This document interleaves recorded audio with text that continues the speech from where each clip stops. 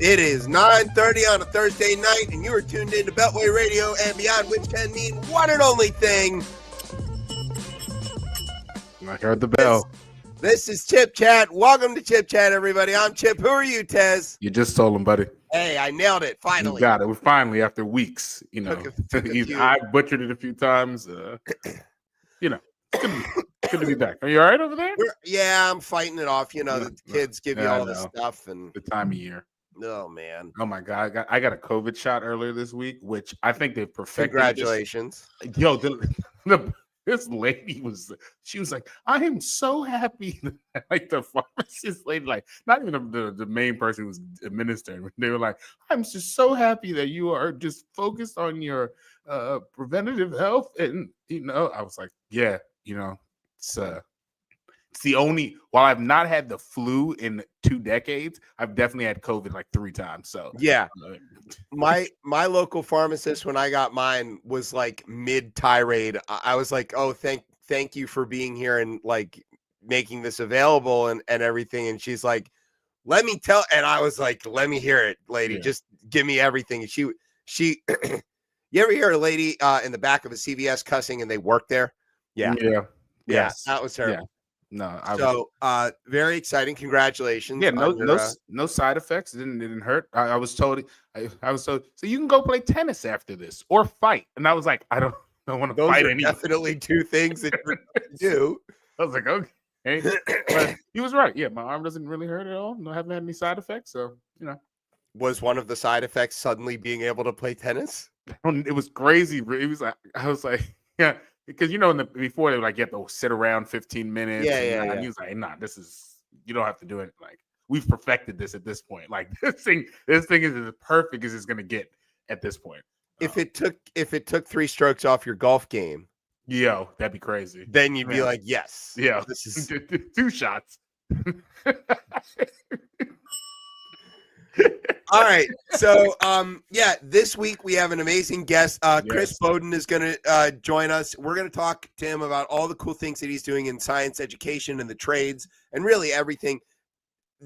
So, like a couple weeks ago when Jeff Pearlman was here, like that was a very Tez and Fish show guest. And you steamrolled Fish just as much as I did.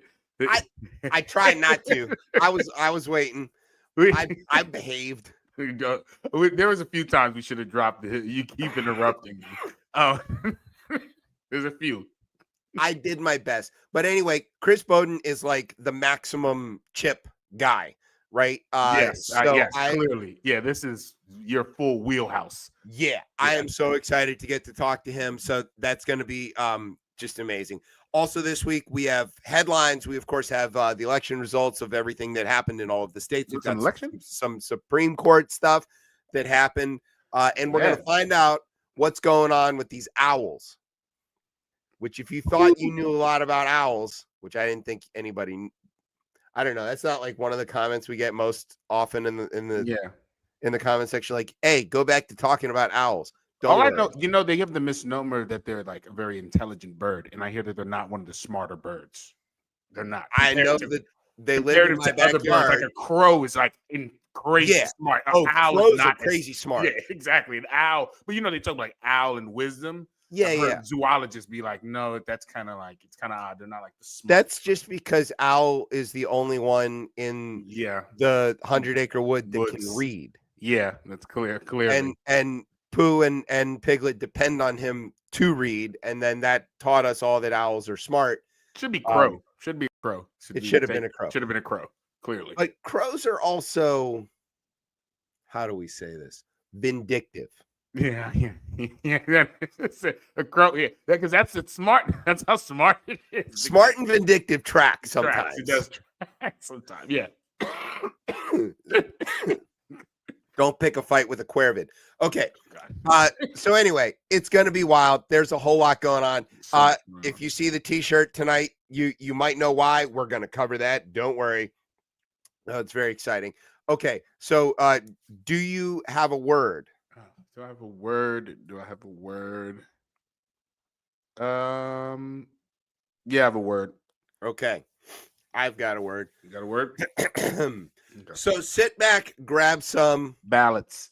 It's Deadly Mustard time. You're listening to the best show, the only show, Chip Chat on Beltway Radio and beyond. Sweet.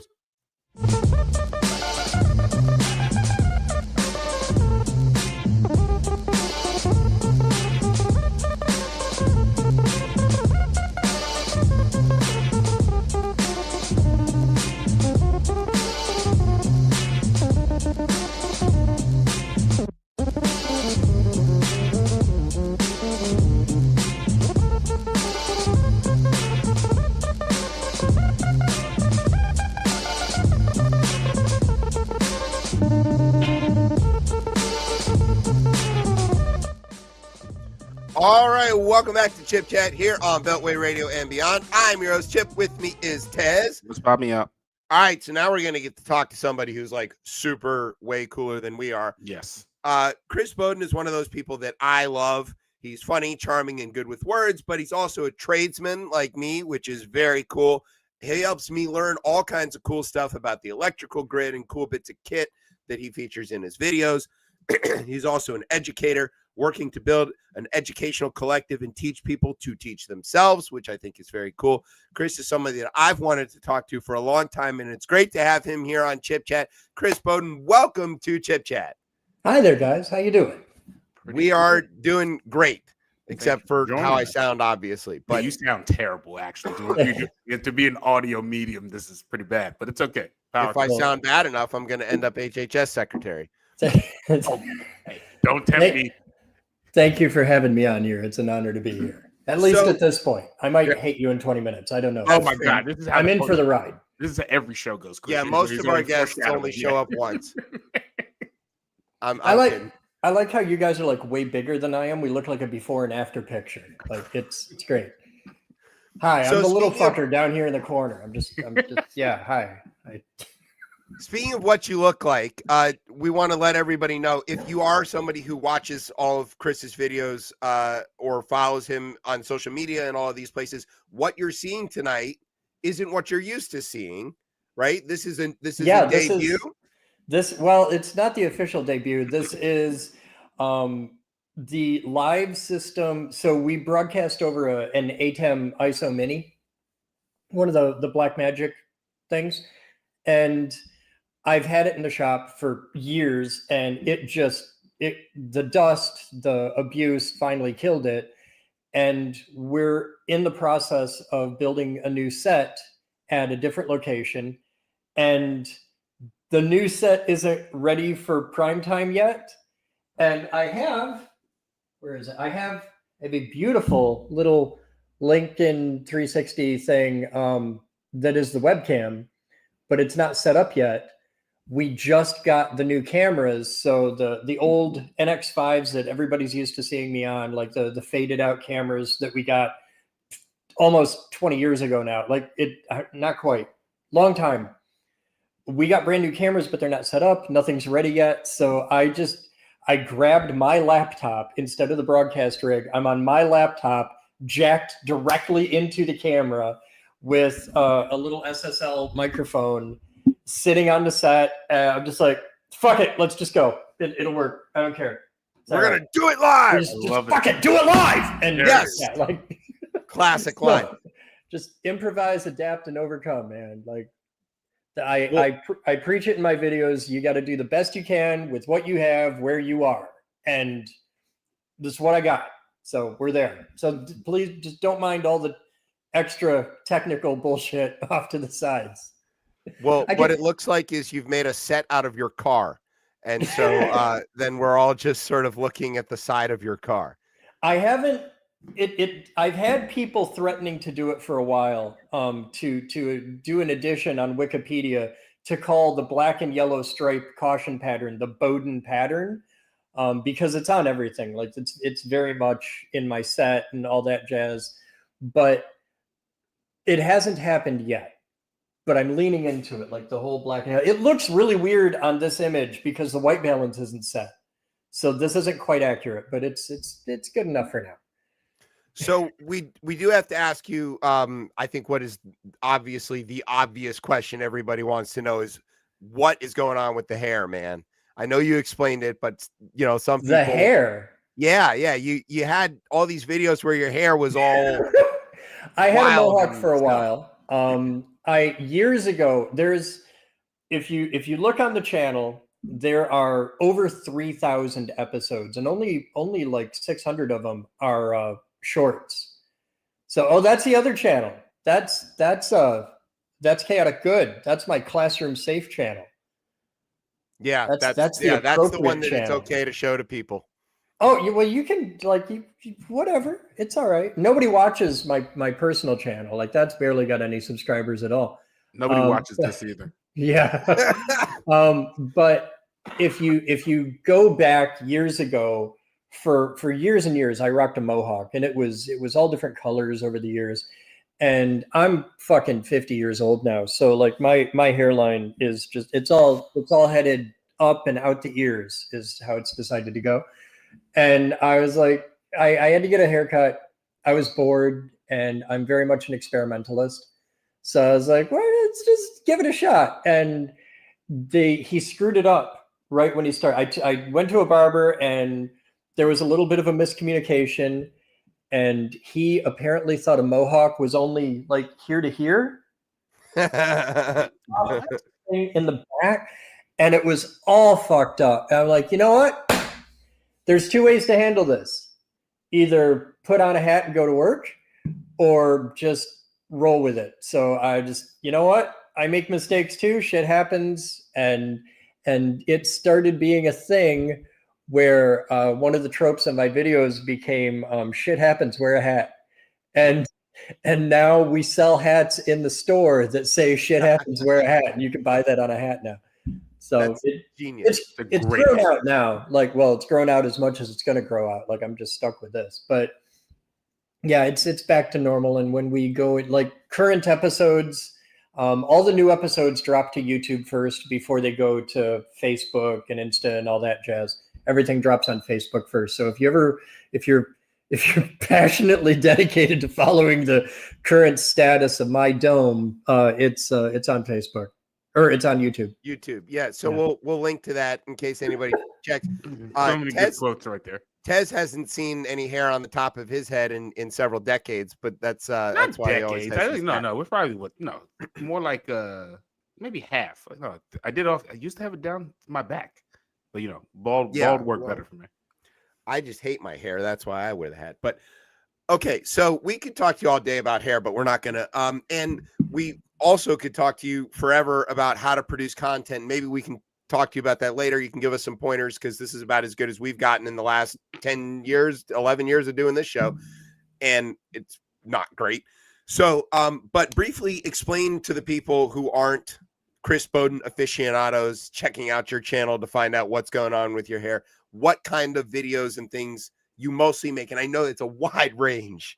But no, it's really easy. It's I got this. If you like Bill Nye, and if you like Deadpool, if you put those together, that's what I do. I make fundamentally educational videos with a huge focus on electricity and high voltage and stuff like that. That's my world.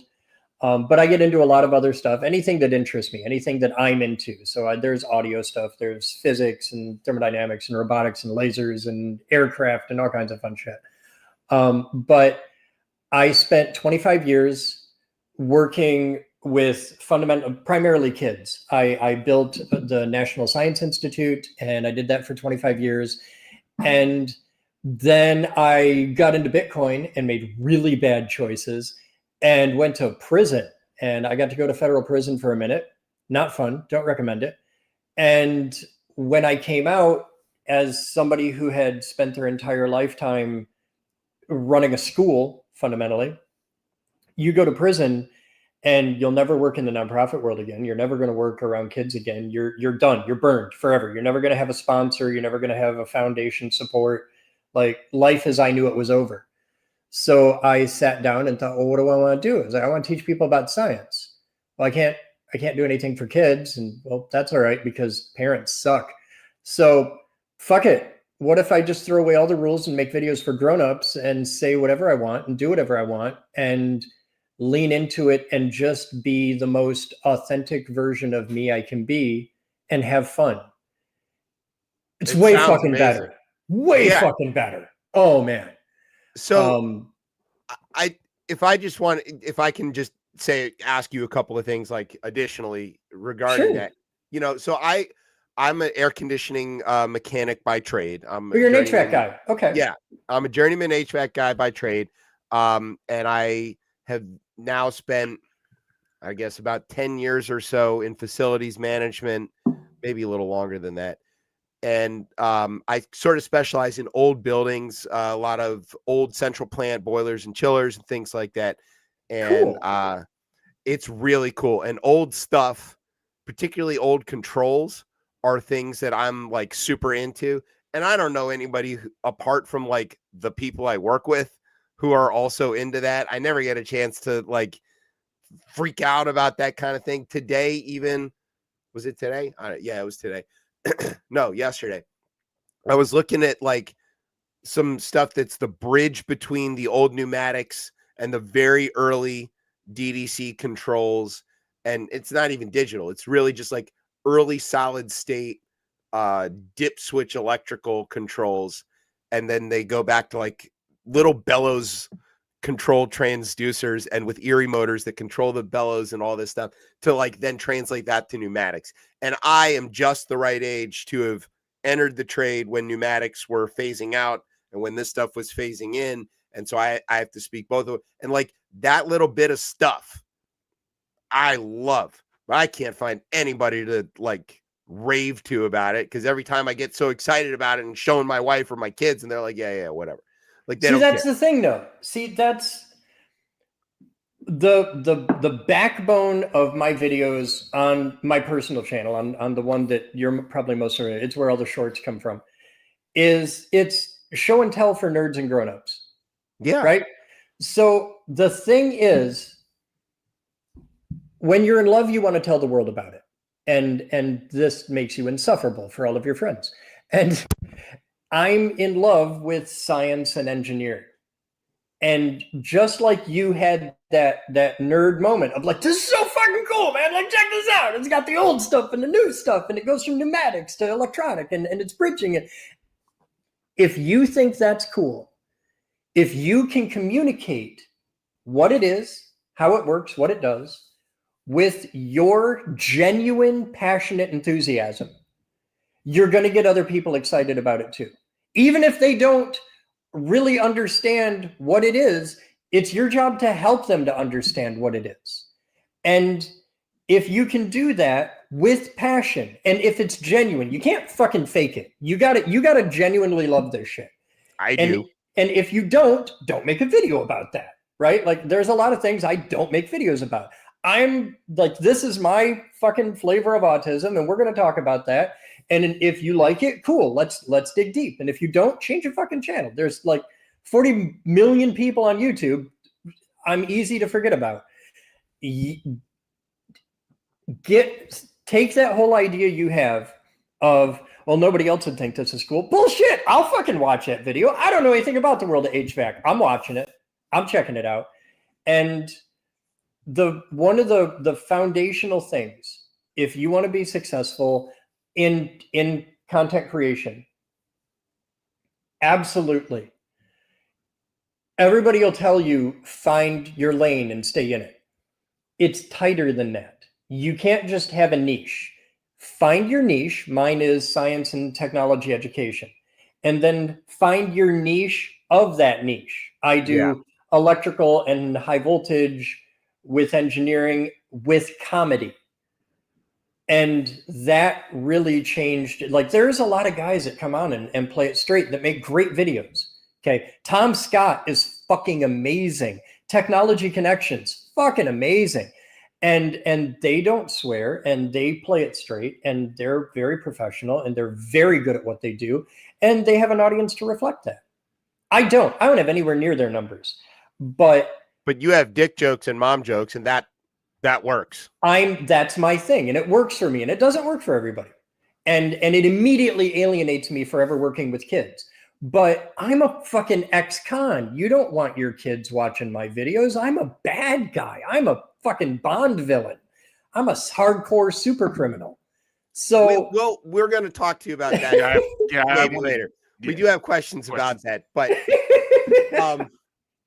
I don't know. I mean, my kids, my oldest in particular, she's 9, loves taking stuff apart, always wants to come with me to fix things, works on the cars with me, does air conditioning with me already. And so, maybe my judgment's not great either, but whatever. So, but I do want to change gears a little bit since you mentioned about flavors of autism. You often talk about autism and especially inclusion for marginalized folks, including the queer community. And so can you tell us a bit about that and like the motivation behind all of that stuff? I'm a weirdo nerd, and I am a member of the kink community. And because of just my history, I have a lot of weirdo, edge of society, freaky friends, right? Of all different flavors. And I am a ardent, ferocious supporter of equal rights, not special rights, equal rights. And I don't care if they're black or white or straight or gay or whatever. I don't give a shit. And that's the point. That's the beauty of our culture. I don't have to give a fuck. I care that they're people. That's all that matters to me. And I don't believe that we should discriminate against anybody based on who they love or how they choose to do that or what they look like or their melodic content or who they pray to or whatever the fuck. It doesn't matter to me. I care about what you think. I care about what you're capable of. I care about what you do. I'm very big on acta non verba. And it's that simple. And because I'm the kid that grew up a nerd in a generation before that was like acceptable, much less cool. Like nowadays, like the geek have inherited the earth. Yeah. But in my generation, as a 90s kid, I'm the dude that got stuffed in a fucking gym locker. So like it's a very different world now. But because I grew up like that, because I grew up in the analog world where the nerds of the world got beat up, the internet wasn't a thing when I was in junior high.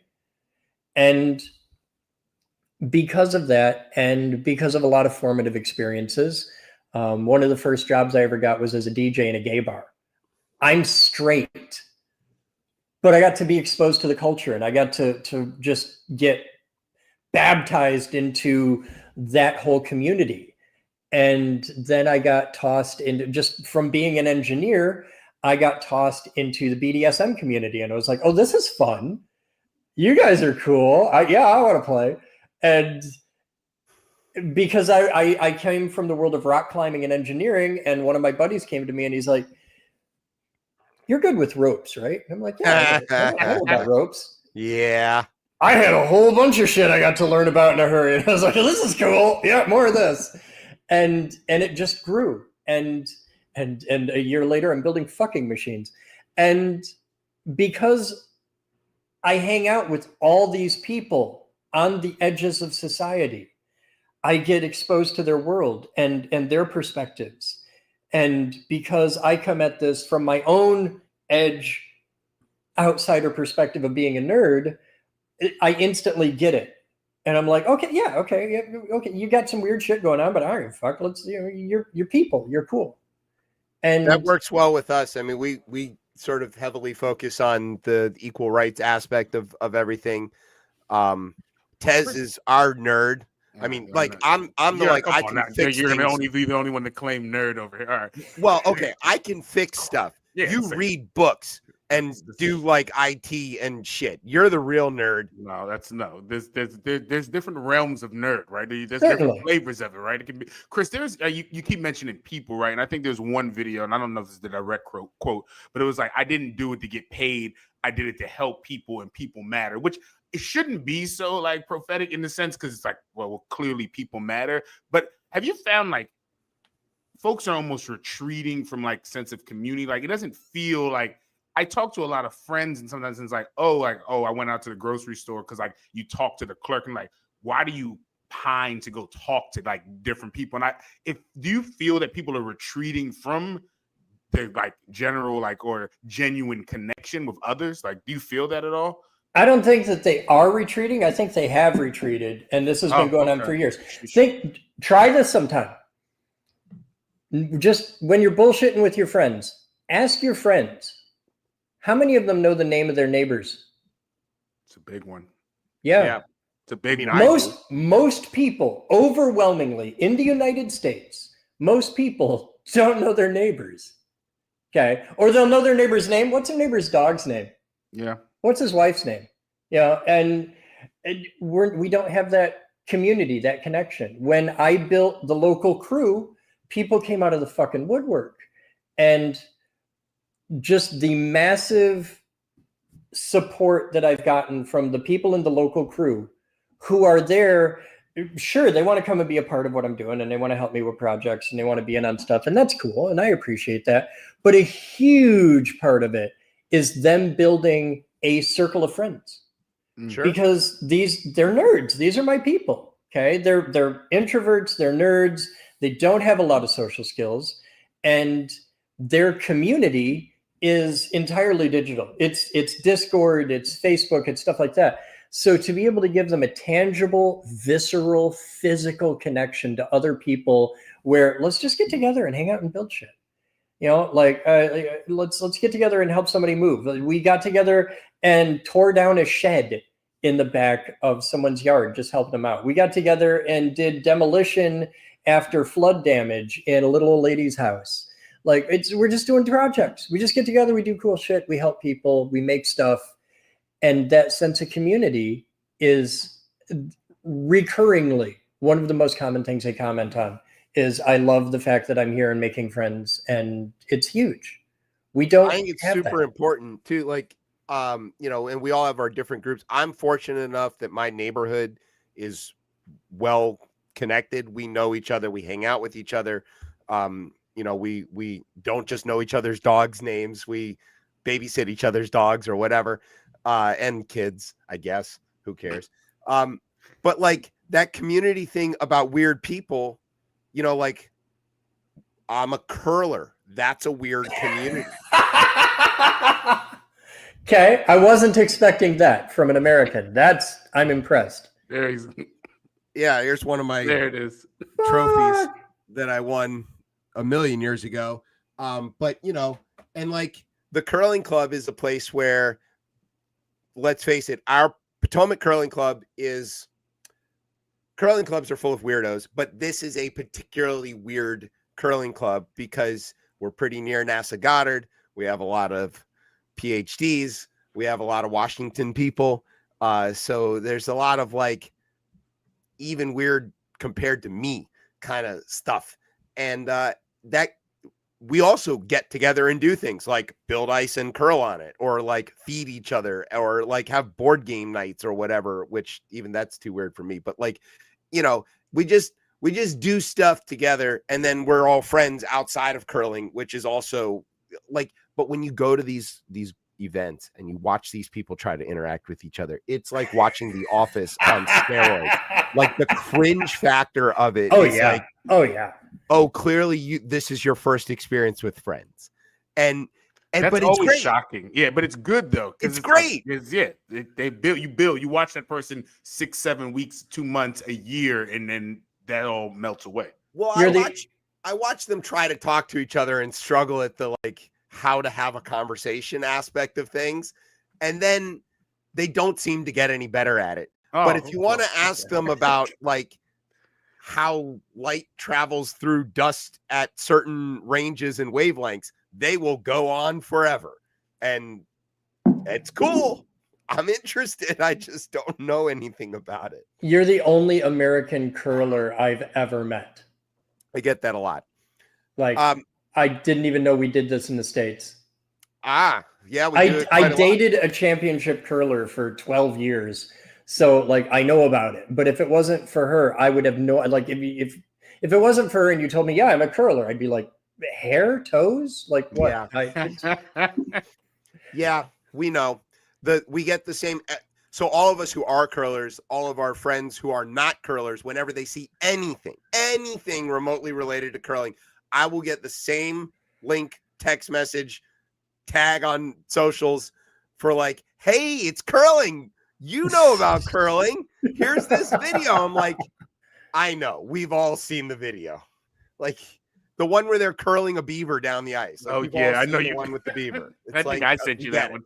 Yeah. Yeah. The other thing is people always ask us the same questions. Are you the one that does the this or the this? And it's like both. Everybody does both. Okay. That's just how curling works. Everybody throws, everybody sweeps. Okay. So I do want to ask you about this. I want to ask you another autism question if you don't mind. And I don't really know how to like put these things within the correct terminology. So if I work on the internet, you're not going to fucking offend me. I'm just saying, I just want to make sure. Okay. So the first question is, what is weaponized autism, to which you refer sometimes? And then the second half of this question is, do circumcisions really cause autism? Oh, fuck off. I mean, because I have one, but not the other. So and it's not the autism. So what is the weaponized autism? Okay. Nobody's ever asked me that before.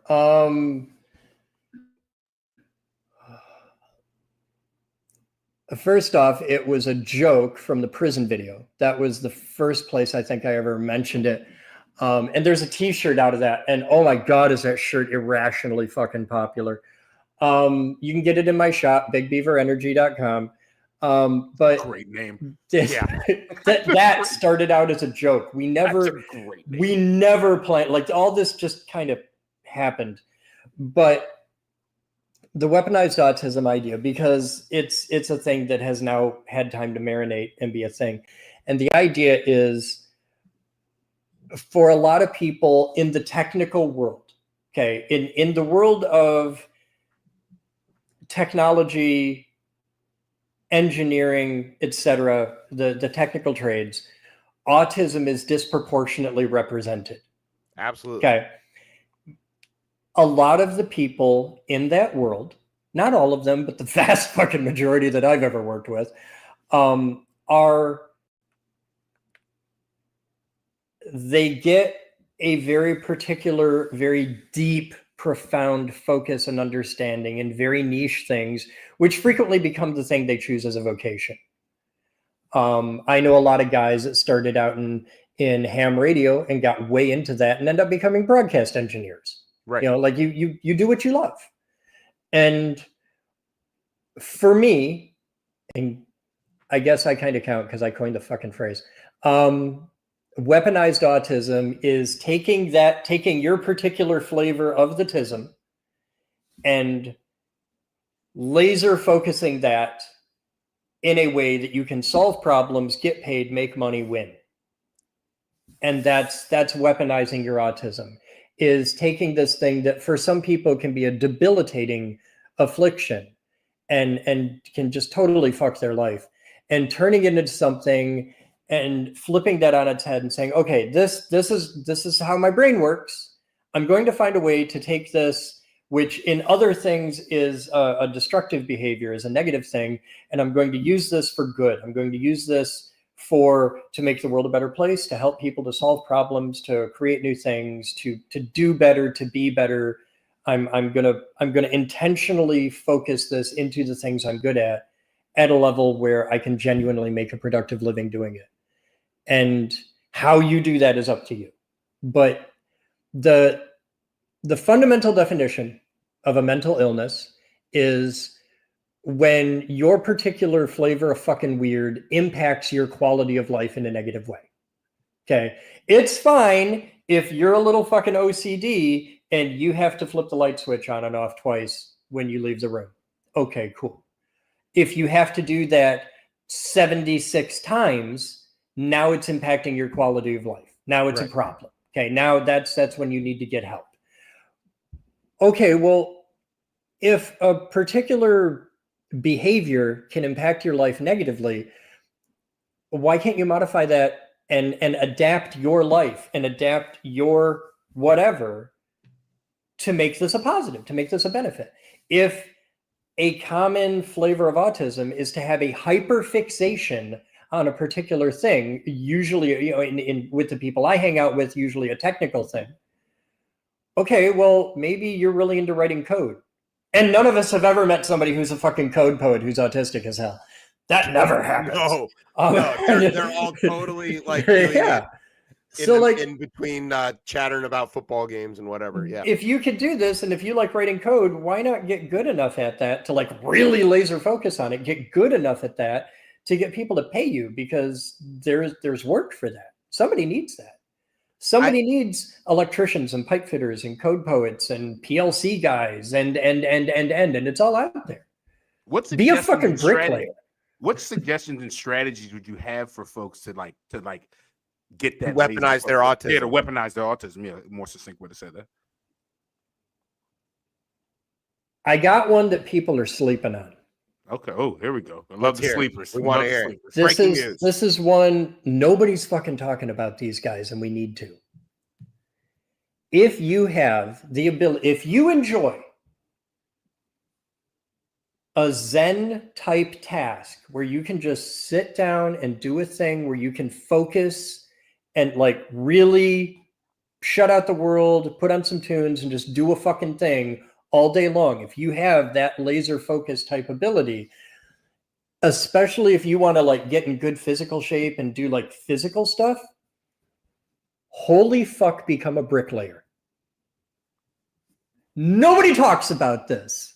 Nobody talks about bricklayers. Everybody talks about carpenters, plumbers, and electricians everywhere. Those are like, get into the trades, be a carpenter, be a plumber, be an electrician. Be a welder. You hear about those all the time. Nobody talks about fucking the brick and block guys. Okay. They make more money than God. Oh my God. Do they ever? Holy I know shit. several of them. And this is a job that it's physically demanding. Like you're going to be in shape. Okay. If you are a fucking couch potato right now and you wish you had a decent body and you don't have the discipline to like do the gym thing, why not go get paid a fucking fortune to have the greatest workout program you've ever seen? Because all they do all day is you pick up the brick, you put the brick on the thing, next, and you do this over and over. And at the end of the day, this is one of the greatest things. And electricians don't get this. At the end of the day, if you're a bricklayer, you can put down your trowel, take a step back, and see a thing you made. It's like radical visual change. You did a thing, right? Yeah. You don't get that in the electrical world. I can work my ass off for a month, and at the end of the month, we did a lot. Where is it? Well, it's all in the walls. It's all in it's see all those conduits? I did that. Most of my work's inside that though. Like I did the conduit a month ago. I've spent all this time running the wires and terminating things. Like I do a lot of work that nobody ever really gets to see. With bricklayers, you can drive down the street and be like, I built that. Did that one. See that wall? Built that. Not only that, but bricklayer. So being in facilities and stuff, I get to work with a lot of the different trades and stuff. And you're certainly right that the masons get paid a lot of money. Oh, fuck yeah. And they're a very specialized set of skills. And the ones who are good at it, yes, they are in great shape. Also, they can see in straight lines in a way that the rest of us can't. Yes. Fuck. Like these dudes know what straight plumb and true is. And so then there's like several versions. Let's talk about flavors of that, right? The guys I know who are really good at drywall and painting, who can walk up and tell you that a wall isn't flat. Yeah. Or they walk by and they're always like looking, or they're and they're seeing like the way the light, and they're like, that's a patch, that's a thing.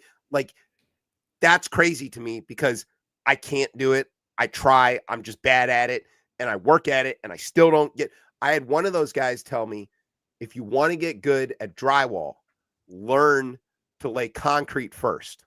Yeah. Because you're troweling and you're smoothing, but it's heavier. So you're getting that muscle memory, but then when you get to the lighter stuff, you can do it in much finer detail or whatever. I tried that. Still didn't make me a lot better, but it did make me a little bit better. So I did appreciate that. But here's another one. You want to know another, like, we'll go down your rabbit hole on this?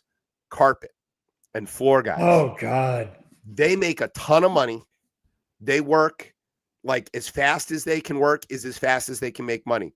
One of the weird things I do on the side is weddings. Okay. I'm a civil celebrant in the Commonwealth. So I got called to do this wedding one time, and it was at this giant house.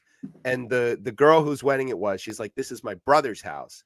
And he's making me pay him rent to like do the wedding here. I was like, that's pretty funny. So I said, let me go talk to your brother. And she goes, he's standing over there, you know, in the corner. And so there's a guy standing by himself, or no, with a buddy or two, and sunglasses on, drinking a beer in like a suit that doesn't fit him. And clearly he's wearing for the wedding and doesn't wear other times. And I walk up to him and I'm like, holy shit, dude, what are you, like a lawyer or something? And he goes, no, I'm a drug dealer. And I go, there's no fucking way. They don't make this kind of money. You know, like, how do you have this house? And he goes, I do carpet. He's like, you see those two vans over there? It's me and two other guys. And that's it. They don't have any overhead. They don't have any costs really. And as fast as they can work is as fast as they can get paid. Oh, yeah. And man, oh man, do these guys make a buttload of money. And it is exactly that thing. They're zen. They're in their thing. They're moving, or they're chattering with each other and getting along. Like, but they're not thinking about what they're doing. That part is the natural part. They're enjoying what they're doing. Yeah, it's all muscle memory. Thank. Yeah. Oh my God. All of that stuff is the same. I mean, not the same, but like different flavors of that same thing. And it's not hard to get into this. No. Like, every crew out there, every fucking shop, every crew right now is hiring. And just walk in. Desperately so. It's I've got easy to 15 do. open positions right now. If you can show up on time, sober, and leave your fucking phone in your pocket, I want to talk to you. Like, we're hiring. Let's go. Yeah. And all the time. That's what I'm up against. I can't get people that can do all three of those at the same time. Well, let me ask you about that. You did mention the local crew a few times, and you know, you've made some videos about how you're sort of assembling this group of people that like the Autistic Avengers. Yes. So tell us about that and how they're working with you to help build your educational institution or whatever you want to call it. And the sets and all the other cool stuff. I got excited. Whatever. Yes. Touch of the syphilis. You're fine. It's fine. It'll go away. So what tell us about the Autistic Avengers. So I put a video out. It became very apparent that I desperately need an assistant. And my intention was to get a couple guys and just like literally a couple guys and have them help me out doing stuff, because there's a lot of behind the scenes work. There's a lot going on. And I got like 400 applicants in the first 5 minutes. It went nuts. It went fucking nuts. I got people halfway around the world that are like, I will pack my shit. I want to come work with you. I'm like, you really don't. I'm an asshole. You don't want that. And what I did is I read through a lot of applications, and I did it in a very specific, deliberate way where I could make it just hard enough, because I had too many people. So I made a video saying you have to meet these specific requirements. And the first thing is you have to be local, which eliminates 99% of my audience. Yeah. Because I didn't want to be a dick and say, yeah, I need you here, get your butt over here, and you're like 2 hours away. Like, that's not cool. So like, you got to be close. Let's work this out. And instead of hiring a couple full-time assistants, what it very quickly evolved to was, okay, let's cap it at 50 people. And we have a chat set up where alerts go out when we're going to do a thing. And it's like, I'm going to be at this place at this time for this long doing this thing. And whoever wants to show up, come and hang. And we're going to do this. And it's entirely volunteer, though I do pay them a lot for certain things. Like when I had to move, they all came to help me move. I paid everybody $100 for the day just for showing up and helping out. Sure. Which is a lot when it's like 15 people. And but we get together, we do these things, and everybody gets to learn skills. Everybody gets to build this community, and it's locked at only 50 guys. Whenever somebody goes out, we add a new one in, and there's a line of people that want to get in on this. And it's amazing. It's been a massive help to me. It's been wonderfully empowering to all of the people involved, not just me. And now I'm seeing them, like we have a private Discord away from the world, because like my main Discord's 18,000 people. Like it's nuts. So we have a separate Discord where we can get together and chat and be able to say, hey, I'm doing this thing this weekend. Do you want to come? And they're doing their own things. They've got their own little side projects. Like one guy he took a deck off the side of his neighbor's house, and several people showed up just to help, just to hang out. Just like, yeah, I got a couple tools. I'll show up. Fucking let's go. And it's great. The results from this have been spectacular.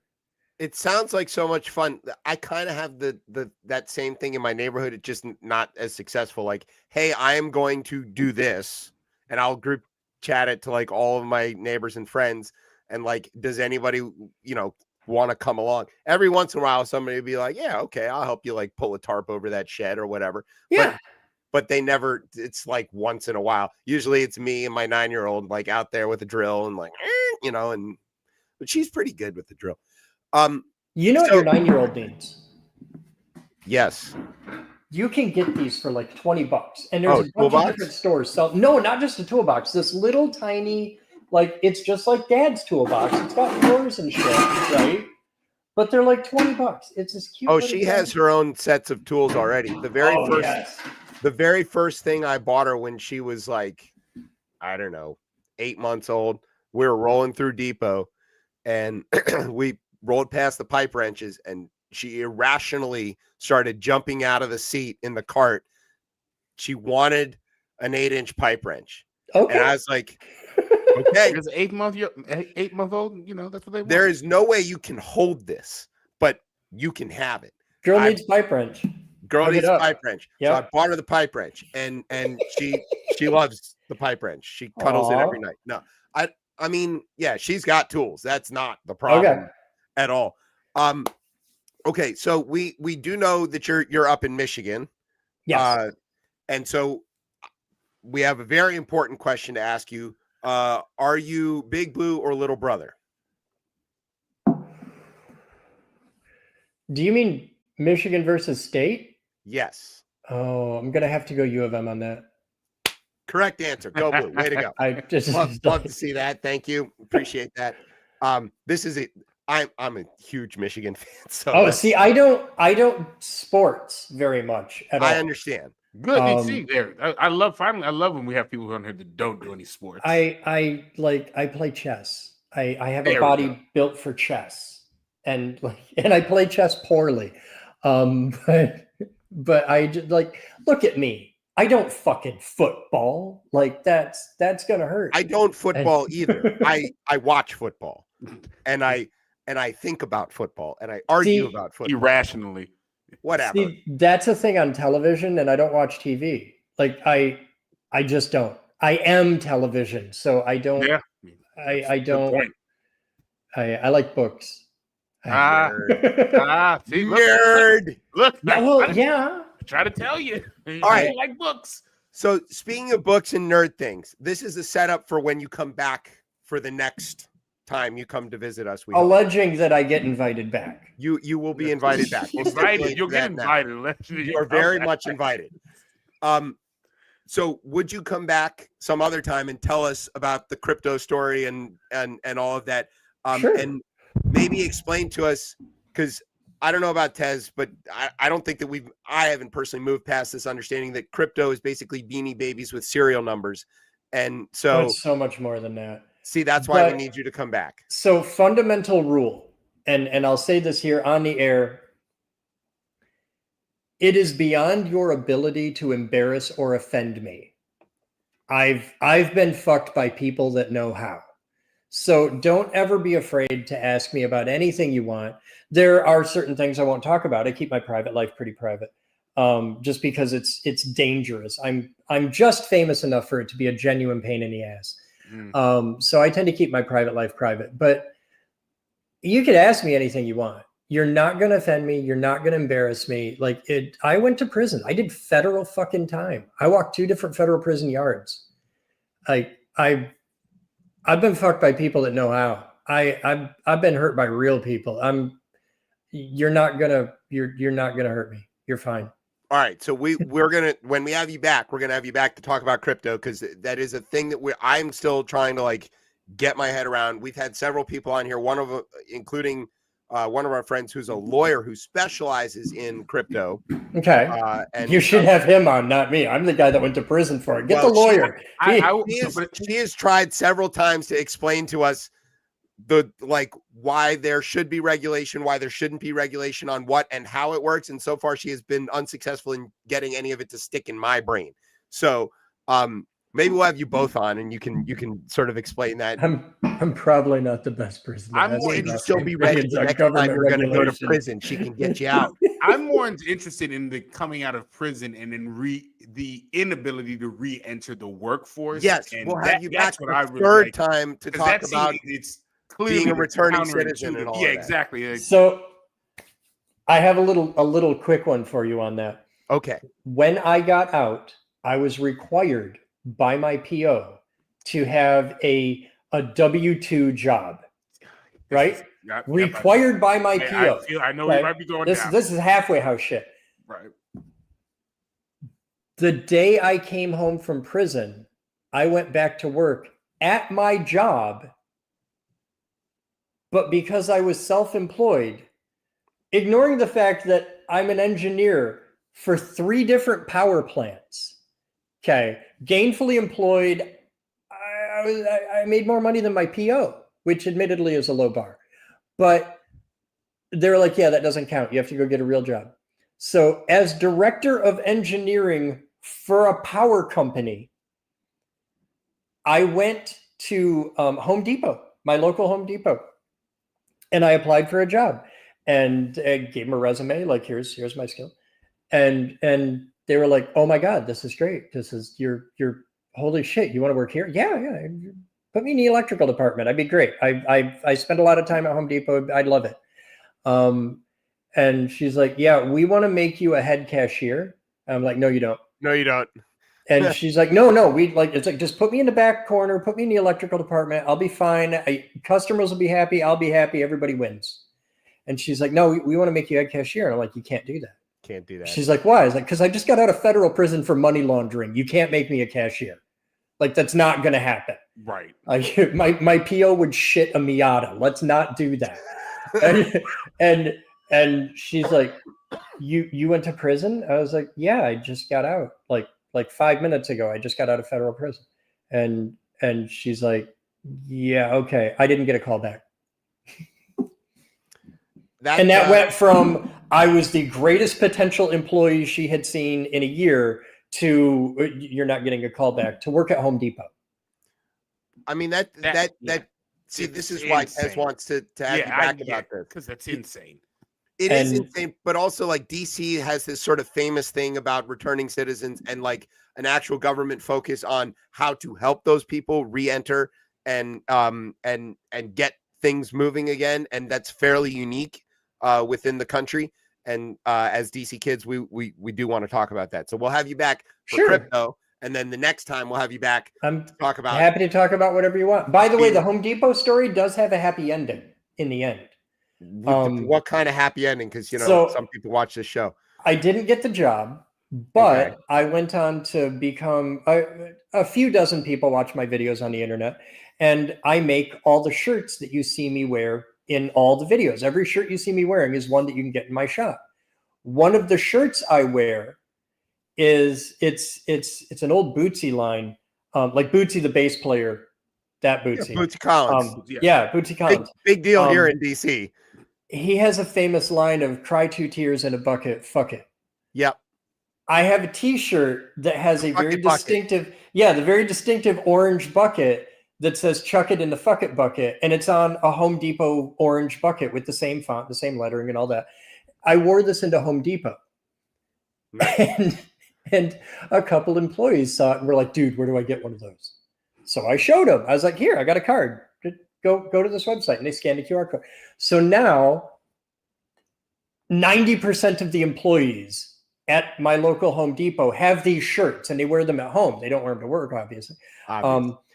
She bought, the woman who would not give me a call back on a job interview owns one of my shirts, and I don't think she knows it's the same guy. I'd be willing to bet she has no idea. But yeah, she bought 2 of my shirts. So I'm like, That's fuck it. Yeah, Bootsy Collins is a big deal here in DC. Really? We have this thing called Go-Go. That's going to be a whole thing. We'll have to explain to you about that. Maybe we'll mail you. Yeah, teach me about fucking Go-Go, because that's a new thing. I mean, hey, wait till you hear about this new band that just came out called the Bee Gees. No, not that kind of Go-Go. This is junkyard and stuff. Many yards. Many things have the word yard in them for whatever reason. It's not really clear. Backyard, junkyard. Yeah. I got questions. The element of funk. Well, I'm down for anything with a good funk to it. So it's it's never escaped the Beltway. It's incredibly localized. We are the only people who are into it. Although apparently there's a little like community in Philly that's like a bit of a go-go thing. Because I think Questlove always like includes a go-go band in his festivals and stuff. Because like, is this different from the go-go that like from the 60s, 70s go-go dance? Yeah, it's not that at all. Not that at all. Okay. No. It's the most famous, of course, is Chuck Brown. So if you go listen to Chuck Brown records, Chuck Brown and Soul Searchers, you can hear the early versions that becomes go-go, but it's genesis of it. Yeah, that's it. Yeah. It's funky, it's funk, it's blues, it's call and response, it's heavy percussion, it's got a particular beat to it. All right, I gotta check this out. It involves a lot of like there's a position in the band called the lead talker. What other bands have there's a job I could do. Yeah, you might be great at it. I can easily see Crystal. All right, I got you. Send me some links. You've got me on chat. Yeah, I'll send you a bunch of stuff. All right, I'll check this out. Where can everybody check you out so that they can follow you? They can buy the shirts with the fuck it buckets and all that kind of cool stuff. All right, if you want to find my merch and all that jazz, my web store is at bigbeaverenergy.com. And your average YouTuber has a merch store with like 8 to 10 things in it. Like by far, that's the average. It's about 8 to 10 things. I have hundreds and hundreds of different, like most of them deeply inappropriate shirts. Like the shirt I'm wearing right now. Okay. This is the first impression I needed to make on your show. I can read ASL. You got it. And people love this shirt. And I'm thrilled with it. I have a very particular flavor of comedy that I do, and it's pretty safe bet that what will be written as my epitaph on my tombstone will say, "I thought it was funny." Like that's just, I make a lot of jokes about things that you're usually not supposed to make jokes about. So jokes. Yeah, and you should see the rest of our show. There's hundreds of shirts at bigbeaverenergy.com. You can find me on YouTube. The big channel is just search for my name, Chris Bowden, or Physics Duck is I'm not sure what name it's in, but I'm easy to find. Just type Chris Bowden into YouTube, you'll hit me. I have a Classroom Safe channel that is actually the old channel from when I had the Science Institute. And we changed the name. It's not called the NSI anymore. It's called Chaotic Good. And I drop all of my classroom friendly, PG rated stuff goes there. My main channel, my personal channel, is definitely not intended for children or for those with similarly functioning minds. I'm not going to stop swearing on the internet just because I fucking offended you. Eat a dick. And yeah, and I'm on Amazon. I've written a few books. I I wrote a book called Surviving Life with Your Gigantic Penis. Oh God, you have art for this. Oh fuck, you're on it. There we go. We have an amazing producer. Yeah. Okay, 2 of those books aren't even in print. I'm amazed you found those. Brian's pretty good at stuff. He's really Brian's good. got He's the best part of the show. He's by Brian's far a the fucking most functional part stalker. of this show. But Surviving Life with Your Gigantic Penis is my first book. It's awesome. It's a lot of funny stories. It's all short stories. And the second book is Epicuricacy, Short which stories is about the giant penis. Yes, and it's Epicuricacy is also a bunch of short stories, and it's some of my earliest writing, like my early professional writing. I'm a lot better now. I'm a lot tighter now. I just don't have time to write another book at the moment. It takes a long time to write a book. We know we've had several best-selling authors on the show fairly recently. Oh, wow. And it took them forever, and then we made them wait because that's the level of professionalism we have on this show. I am nowhere near a best-selling author, but I hit the line, and that was enough for me. 99% of all books ever written will not sell 250 copies, and that is a soul-crushing statistic for anybody who makes a living writing. And I took a shot at it, and I sold more than 250 copies. So good job. So I was like, yeah, I wrote a book. People liked it. Cool. I'm no fucking Andy Weir, but it's enough for me. Hey, we'll take it. Okay. So there's all the places you can get in touch with Chris, and you can follow him, watch his videos. You can learn so much from these videos. They're entertaining, but also you're gonna learn whether you wanted to or not. You're gonna learn, and they're slick. They're well made, but they're just the right kind of like look homemade to feel comfortable and all of that stuff. So it's really a great aesthetic. I'm a big fan of that. And this merch is amazing. The merch is amazing. I'm just gonna read random like phrases of the merch with no context throughout the rest. Of the God! Yes. I'm just gonna. This is one of Pez's Steal my lines. Steal my lines. I might get canceled. This whole show might get canceled for. This is one of Pez's favorite. I regret nothing. To read. And me either. Me either. Because we can share a seat on the short bus to hell. It's great. It's good. It's great shit on this website. I'm gonna need a bigger box. I'm glad you like it. This is great. I'm really proud of it. I see. This is amazing. I put a lot of work into that, and every single shirt on there is one that I created. I don't do all the artwork myself. I have a team for that, but I go to them with an idea of like, I want this on a shirt, and then they go off and they make artwork for it, and then we put it up and see if anybody wants to buy it. And it turns out there's a lot of really sick motherfuckers out there. I love you people. Thank you. Well, that sounds like a great place to leave it. So, and if you want to get a ChipChat shirt, you can try to get one from Chris, but I don't think he's going to have one. I have a question for you. I got to ask. I have a question. I looked at your logo. Like when we went into the intro there, I saw your logo come up for the first time. You're an HVAC guy. Yes. But you have a fist with thunderbolts like the IBEW logo. Yeah. What is this poser bullshit? You're fucking Sparky's representing, yo. So, like what? So first, let me just in defense of my trade. Okay. We are here's you wanted to see the cocky HVAC thing? We're the king of the trades. Because we do electrical. We are running electrical. We're running controls. Yeah, get that 24 volts going. That shit's dangerous. That's just the controls. I mean, we only go up to like 480 and stuff like that. We're not running the big stuff, right? But no, those are really supposed to be like for a radio broadcast. So it's really like a radio tower. Oh, okay. Because it's it's just radio. So you're not riffing on the IBEW logo. You're riffing on the old RCA logo. With the lightning bolts. The radio tower and then the fist in the air because it's protesting and stuff like that. Yeah. So it's that one. So it's a radio tower with the radio broadcasting coming off of it there. Okay. And it's red, white, and blue because it's America. For America. Yeah. Quit yapping and start zapping. God. He's gonna do this all. He's gonna do it the whole show, and you're gonna like have these things flying off your shelf. So they're already flying off, not because of me. They're flying off the shelves because he's great. He's make us a better logo.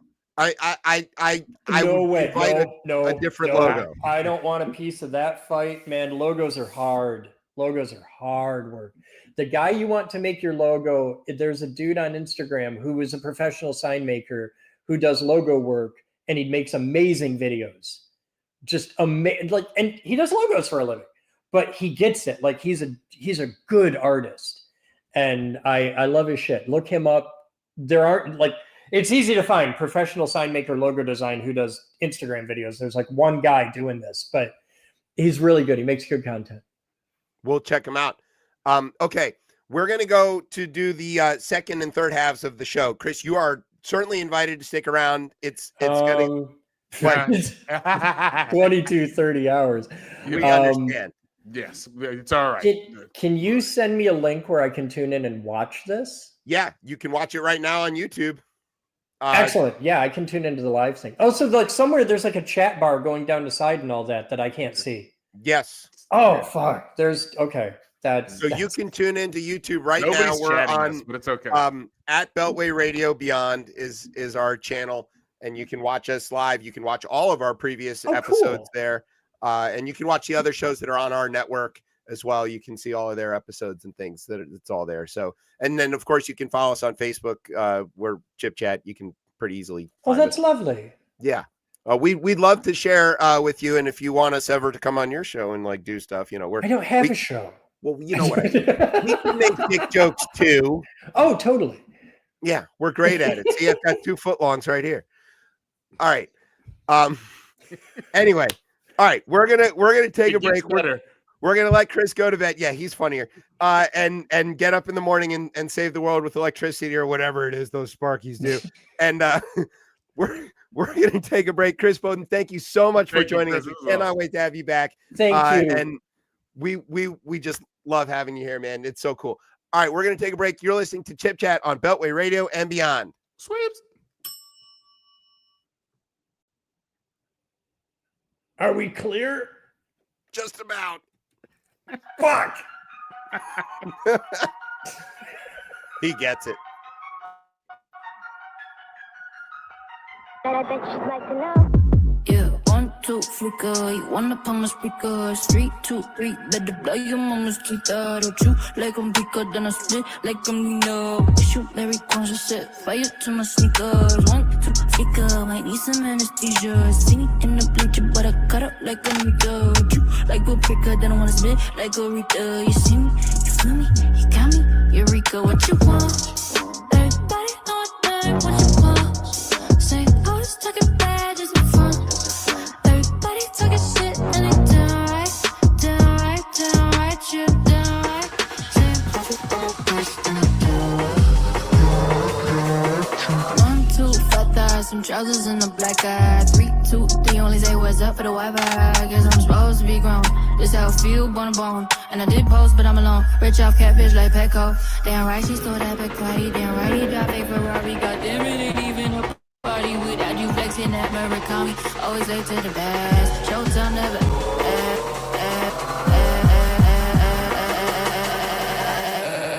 What you want? Everybody know what you want. Say, I was talking bad just in front. Everybody talking shit and they down right, shit down right. Say I'm classy on my wrist and they down right, shit down right. Say I'm biting on the hits and they down right, shit. Your boy got a rat doll hair, you want a quick bite with the lights on there. Your pop got a beat with the J's there with a wipe just sucks. You got no flair on. Clap that religion, moonlight thanks when I make my decision. Bye, better watch your precision. Wanna be me, but you got no ambition. Bonita, hey, bonita, get up, bonita. Hype there, bonita, hype, bonita, get up, bonita. Hype there, bonita, hype, bonita, get up, bonita. Hype there, bonita, hype, bonita, get up, bonita. What you want? Everybody know what you want. Say I just came to play like a song. Everybody talking shit and they down right, shit. Say I'm classy on my wrist and they down right, shit down right. Say I'm biting on the hits and they down right, shit. All right. right, welcome back to Chip Chat here on Beltway Radio and Beyond. I am your host, Chip. With me is Tez. What's popping up?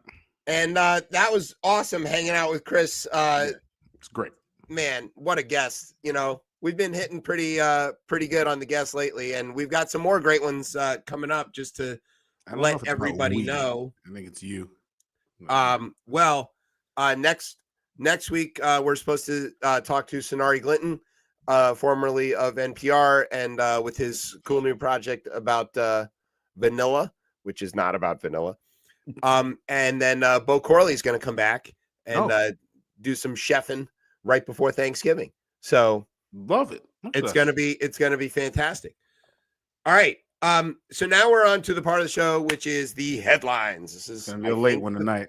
I don't know if anybody actually tunes in for this, but this is the thing that I my favorite part of the show. I don't know. Maybe the other parts of the show. I have a lot of favorite parts.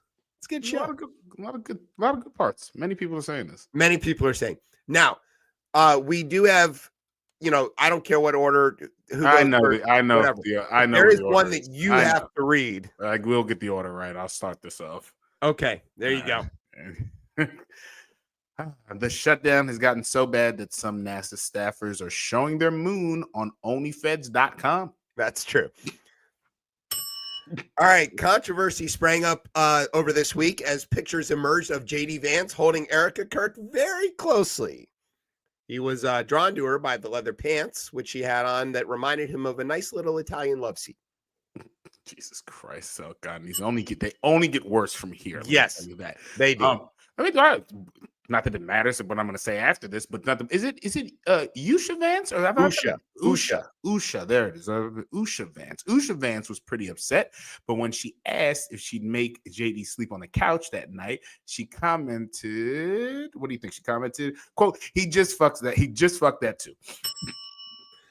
Food stamps are now halted, and millions of Americans are going hungry, including many kids. However, Erica Kirk's kids won't suffer, as their new daddy, JD Vance, says he'll sell Usha's kids to cover them. Christ, that's insane. All right, now many people are saying it's insane. Now this is it. First, got to set this up. This is a tweet from Bill Ackman, I believe. Bill Ackman, yeah, he's a billionaire CEO. CEO. And this tweet was just before the election for New York mayor. All right, so there we are. There's the setup, everybody. All right, so supposedly unprecedented 2.2 million turnout with 60% above 45-year-olds. I am going to be an optimist and say that @Andrew Cuomo is going to get the win. If he fails to win, it's because @Curtis Sliwa cares more about himself than New York City. Let's never forget that. If Andrew wins, he's going to be a great mayor. Why? Because he will owe nothing to the Democratic Party, but maybe he'll owe Donald Trump, and he will be working only for his legacy. He can therefore do whatever is right for New York City for the long term without worrying about the political consequences. @Real Donald Trump is going to want to work with Cuomo to make NY great again. MNYGA. You heard what I said. He didn't say this part. YGA. Say many GA. No. God. Say MANYGA. No. And then they go, who?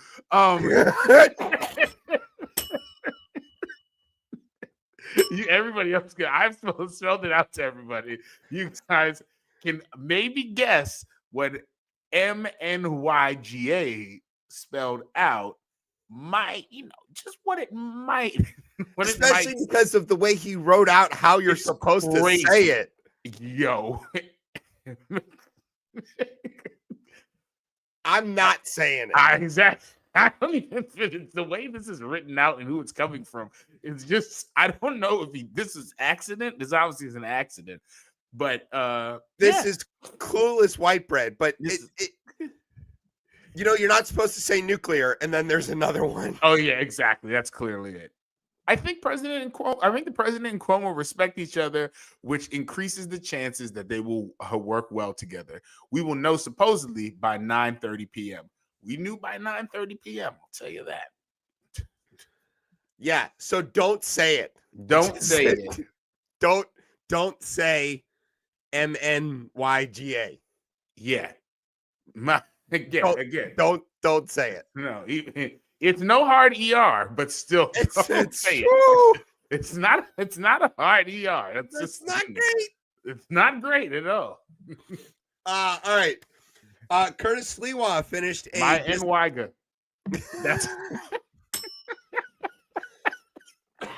Really, nigga? there you go.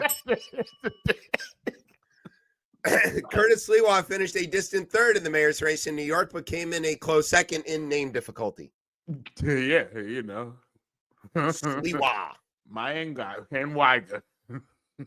More name difficult. No. Stop helping. Sorry. This one you got to read too. King Charles stripped his brother. Sorry. Oh God, let me compose myself. King Charles stripped his brother Andrew of his titles. Worse still is when Andrew will also have his Prince Albert stripped. Ouch. All right. In Virginia, Democrats won landslide elections for all statewide races and a supermajority in the House of Delegates. Ghazala Hashmi is the first Muslim woman elected statewide anywhere in the country. Abigail Spanberger is the first woman governor of the Commonwealth. And Jay Jones is probably something special, but who cares? Hey, he somehow top of the ticket dragged his ass She along. pulled him up, man. They We're dragged going to his talk ass about that along. later, Yeah. but yeah. Yeah, and unfortunately, my NYGA lost. I'm speaking. The Dems also won big in New Jersey as Congresswoman and former Navy helicopter pilot and woman with the confusing name, which it's Mickey Sherrill, right? It's Mikey. Mikey Sherrill. Yeah, there it is, right? Trounced a Republican opponent, Salami. Go. Got to do it. I might butcher this one too. Is it Salami Cacciatore? Cacciatore. Cacciatore. Salami. Okay, his real name was Not that. Jack Chittarelli. Yeah, but I was like, that's basically Salami Cacciatore, and I was going to make you do it because, you can say Mike that. Tirico. Yeah, exactly. All right, in California, the vote to redistrict won with a nearly 2-1 margin, or roughly the ratio of gel to hair on Gavin Newsom's head. Also, my NYGA. No. I found a new thing to say. The FAA has ordered a 10% reduction in flights as the shutdown means even fewer air traffic controllers.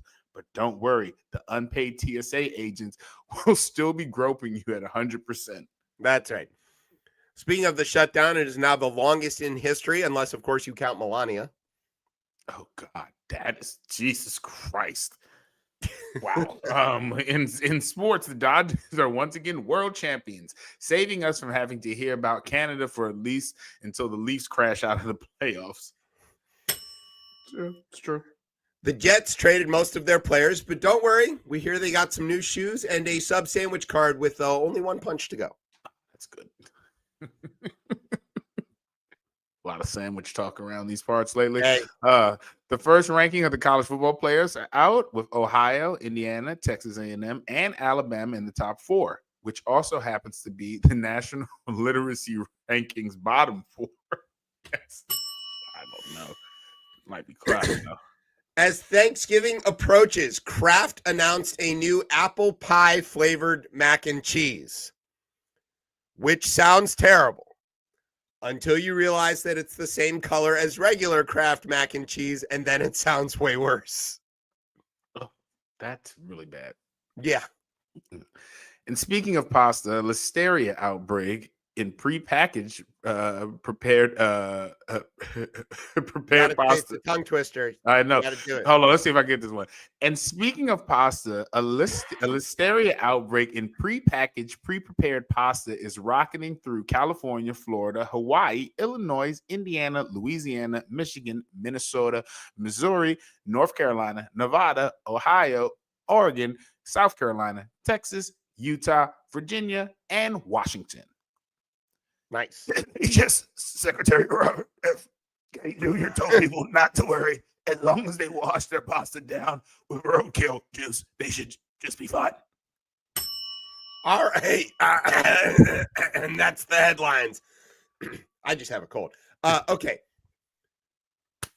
Let's go right to the election results, and then Brian can try to AI us with his weird break, because I'm sure he's got one in the chamber. But we did briefly get to mention it in the headlines. Let's start in the Commonwealth, shall we? Since this is the easy one, right? And I'm here. Yeah. So what's take? Abby Spanberger, governor-elect. What are we thinking? I mean, did we see who she was running against? Trump didn't. He never even named. He never, and that's I find even more maddening. This is not a Trump endorsed candidate. And I guess obviously lieutenant governor, that's not really odd, right? You would think the lieutenant governor would put their name in the race. But yeah, no, it was clear as day that was not the right option. And just basic politics, Virginia and Northern Virginia, which seemed to carry, like, not just, I mean, she had huge numbers, and regardless, right? And I think it's very interesting to see how many points that she beat out Kamala Harris in certain places. Like, it's interesting to see the switch happen again, which makes me worried about every single county. Yeah. Every single county but it's trended up, which means you had to snatch voters who voted for Donald Trump or voted for Glenn Youngkin or stayed home, right? But yeah, no, I mean, it's clear in Virginia, and I think we'll talk about this, is that for Democrats to win, it seems like going forward from looking at this election, and this is a small sample size, but I do think it speaks in volumes in certain areas, is that depending on where you're at, you need to run on those specific issues. And right, statewide elections. For statewide elections, right? And I think that is, it's clear as day, is like that is a winning strategy, because as we talk through all the different candidates, they're different styles of candidates. They're not, but they're not running on the same thing, which is affordability, the economy, the basic kitchen table stuff. Yeah. And I think specifically in Northern Virginia, where a government shutdown, let alone the dismantling of agencies to people not even having jobs. Yeah, you can't run that for 10 months and expect people to be like, oh, I'm okay with this. And I mean, again, we'll get to the attorney general eventually, but yeah, that's a very impressive victory. That was a whooping. I mean, it was, landslide doesn't even begin to describe what happened there. But you look, those arrows where they start pointing on those maps are really crazy. It's crazy. It's insane. It's crazy to see how well Spanberger did, even in counties that voted, in high numbers for Trump. Right. And you got two main things going on there. One, Spanberger is a blue dog Democrat. When she was in the House, she has a national security background. She's CIA agent, and she's, remember that she had Tom Wolf's old seat, right? So this is Virginia 10. This is like Loudoun County. It actually goes like the edge of her old district is about a mile from my house. So like, that's how close it is, but it stretches all the way, out to Warren County and stuff.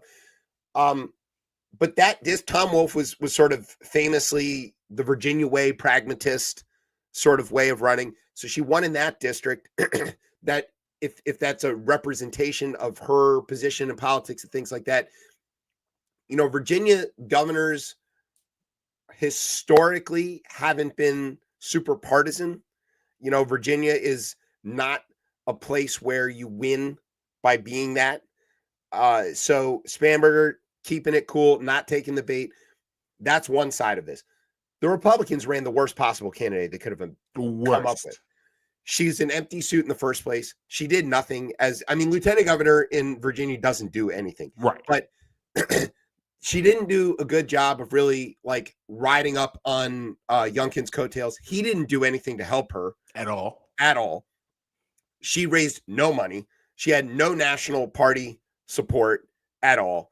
And a national party that has a ton of money. That has a ton of money, but they figured they couldn't win based on it being the off-year response to Trump and that was already a lost cause in the first place, or she's a black woman and they don't like her. Right. But her bus caught on fire. Like the metaphor is strong.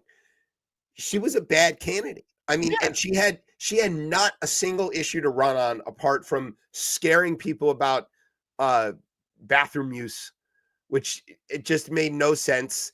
And it was not a motivating issue in the state where, as you mentioned, the federal workforce is a huge part of it. The shutdown harmed Winsome Sears's candidacy. Trump harms her candidacy. Like it's, okay, so Spanberger is good, but also Winsome Earl Sears is bad. She's a bad candidate. Don't run her again. I mean, if you want to win. It's clear that she has no backing from the Republican Party or Donald Trump because she conceded.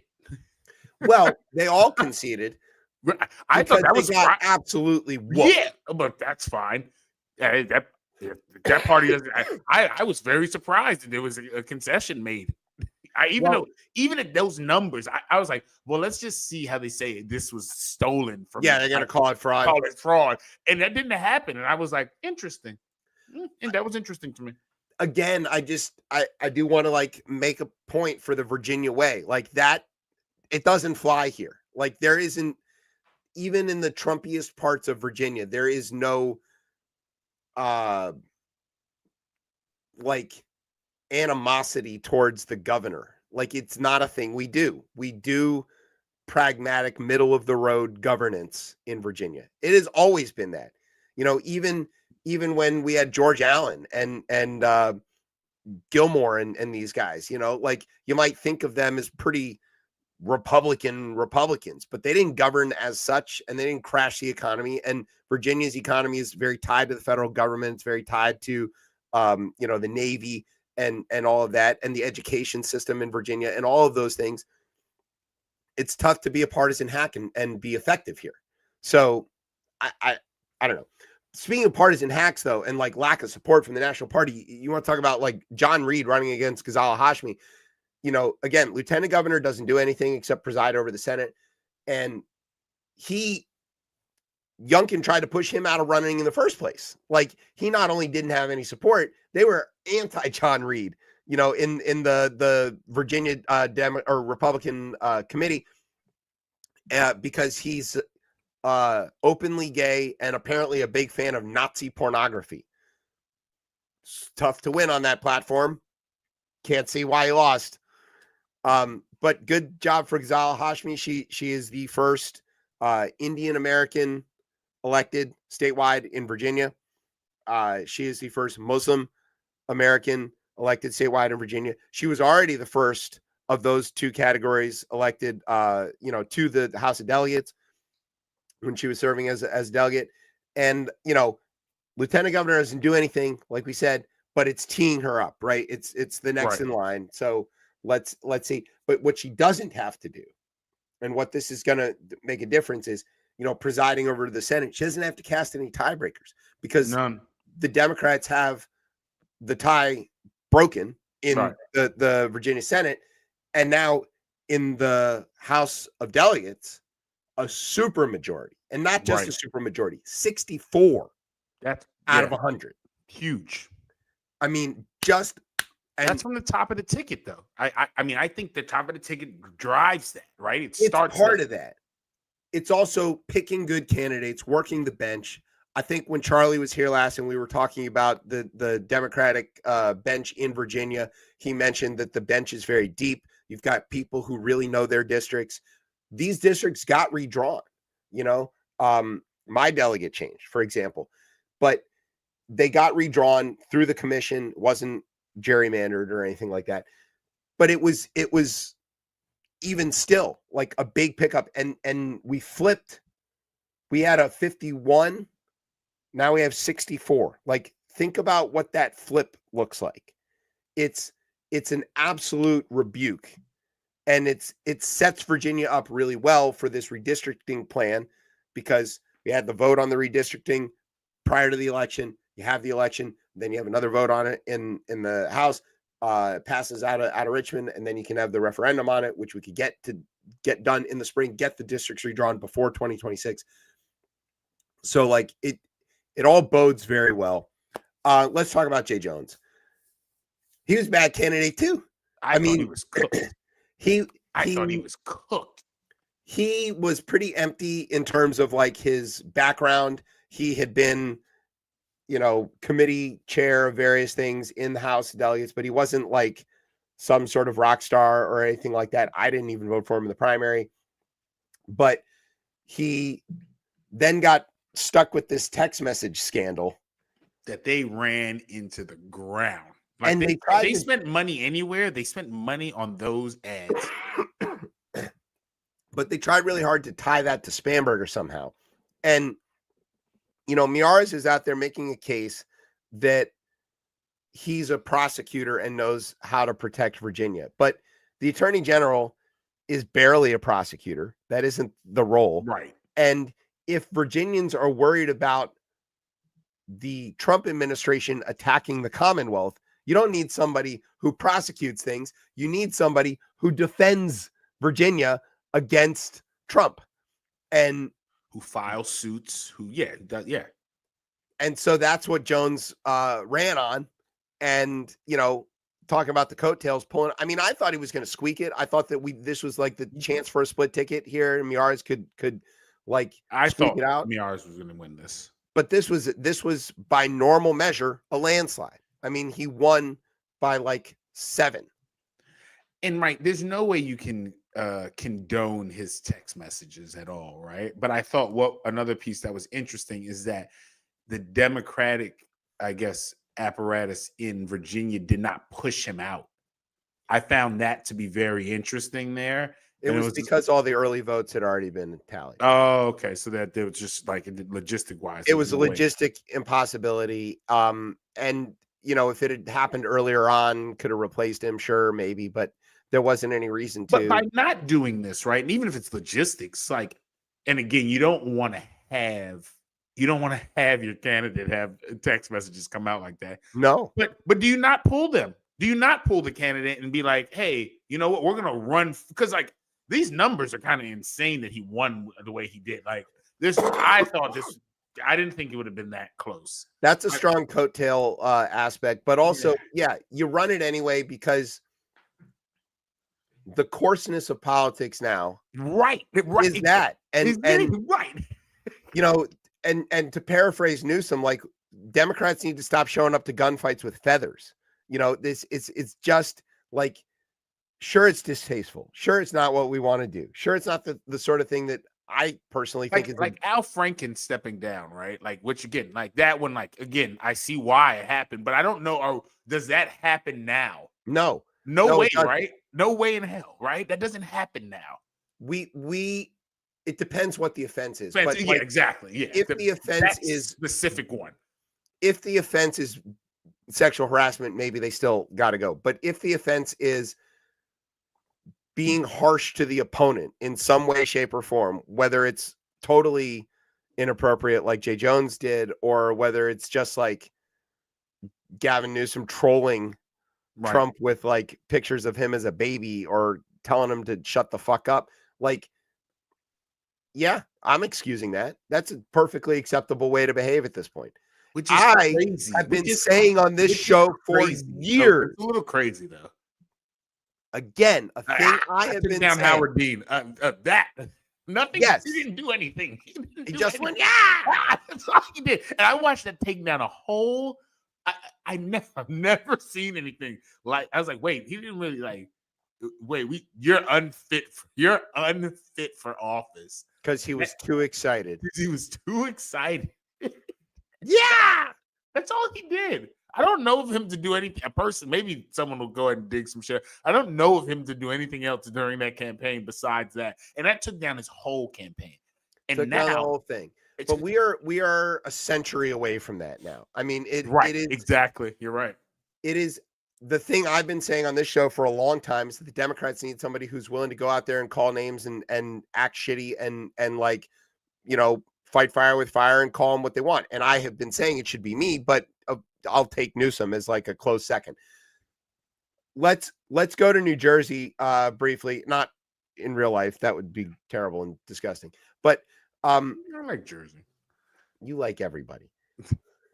You're like the worst barometer for this stuff. No, I'm not. I do. I like friends with Nick Fuentes. No, no, I wouldn't. No, you wouldn't. No, I wouldn't. And I get along with people from Jersey and Boston and Philly and Chicago and these interesting places. I like, I don't know why. All right, so in New Jersey, Mikey Sherrill beat the snot out of Jack Ciattarelli. This is Ciattarelli's third time running for this seat. Maybe that tells him he ought to not do that anymore. He lost by 3 points to Murphy on the last go round, and then he lost by like 12 or something. I mean, and again, this is a thing where Trump basically guaranteed Cheryl was going to win because he threatened the bridge and the tunnel project, and all she had to do is like run on that. And she's like, hey, the Republicans want to take away your tunnel. And hey, Jack, are you going to stand up to Trump and tell him, no, you have to build the tunnel? And he was like, no. And so like, well, okay, open and shut. I mean, if there's one thing people in New Jersey care about, it's fucking commuting. Yeah. And same in Northern Virginia. I mean, most people like when you build a new tunnel. Okay. People like infrastructure. They like infrastructure. Nobody gets upset when you expand. Now they get upset as you're doing it. Yeah. But once it's done, and it's like, oh, I like this road. When you they forget about the inconvenience and the traffic pattern and all of the shipping lane closures and that stuff. Random night you were stuck for 35 minutes because stuck on the goddamn Wilson Bridge every time they opened it. Yes. Because you do a radio show in Greenbelt, Maryland, and you live in Virginia. Yeah. And you always get stuck when they're opening the bridge. Yeah. Yeah, I know that feeling. Yeah, no. I mean, Jersey, again, a different I don't think they're not, that race wasn't too different, I would say, from Virginia, right? But to the point where they still were focused like directly on the issues. But I mean, these candidates aren't like extreme liberal, like. No, Cheryl again is a blue dog. She's got a military background. She came in that same class with Spanberger. She has voted as and behaved as, a sort of centrist Democrat. And she's, she's not some sort of political ideologue. She's certainly not Mamdani. And maybe Mamdani running across the river helped Cheryl. Right. Because, Democrats who are uncomfortable with something that progressive could look at Cheryl and say, well, yeah, but she's not that. So like, that's fine. But let's go across the Hudson. Let's talk about New York City. Sheesh. So Mamdani won, and he barely got over 50%. So we don't have to have a runoff or anything like that. But like beating Cuomo by more than what Sliwa took up. Right. That tells you a lot. And this guy, he's got this incredible. Can you put that picture up again?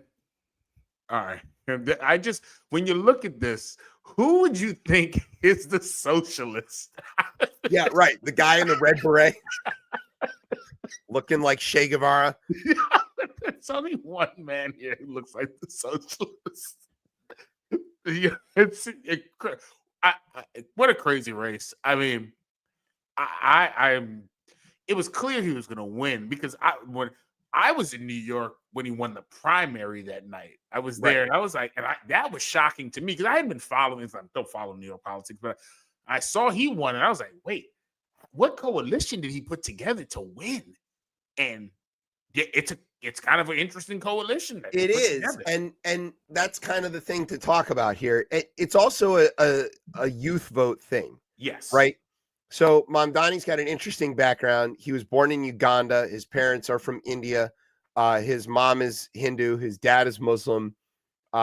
He was a bad rapper as a kid. His mom is like a film director or something like that. Something like that, yeah. Like maybe won an Oscar or something. And so he has all this like talent, and he's incredibly media savvy, and he was so smart at leveraging socials and interviews and getting all this earned media and stuff. And he was incredibly disciplined on message. God, he didn't stray. You talk about a dream.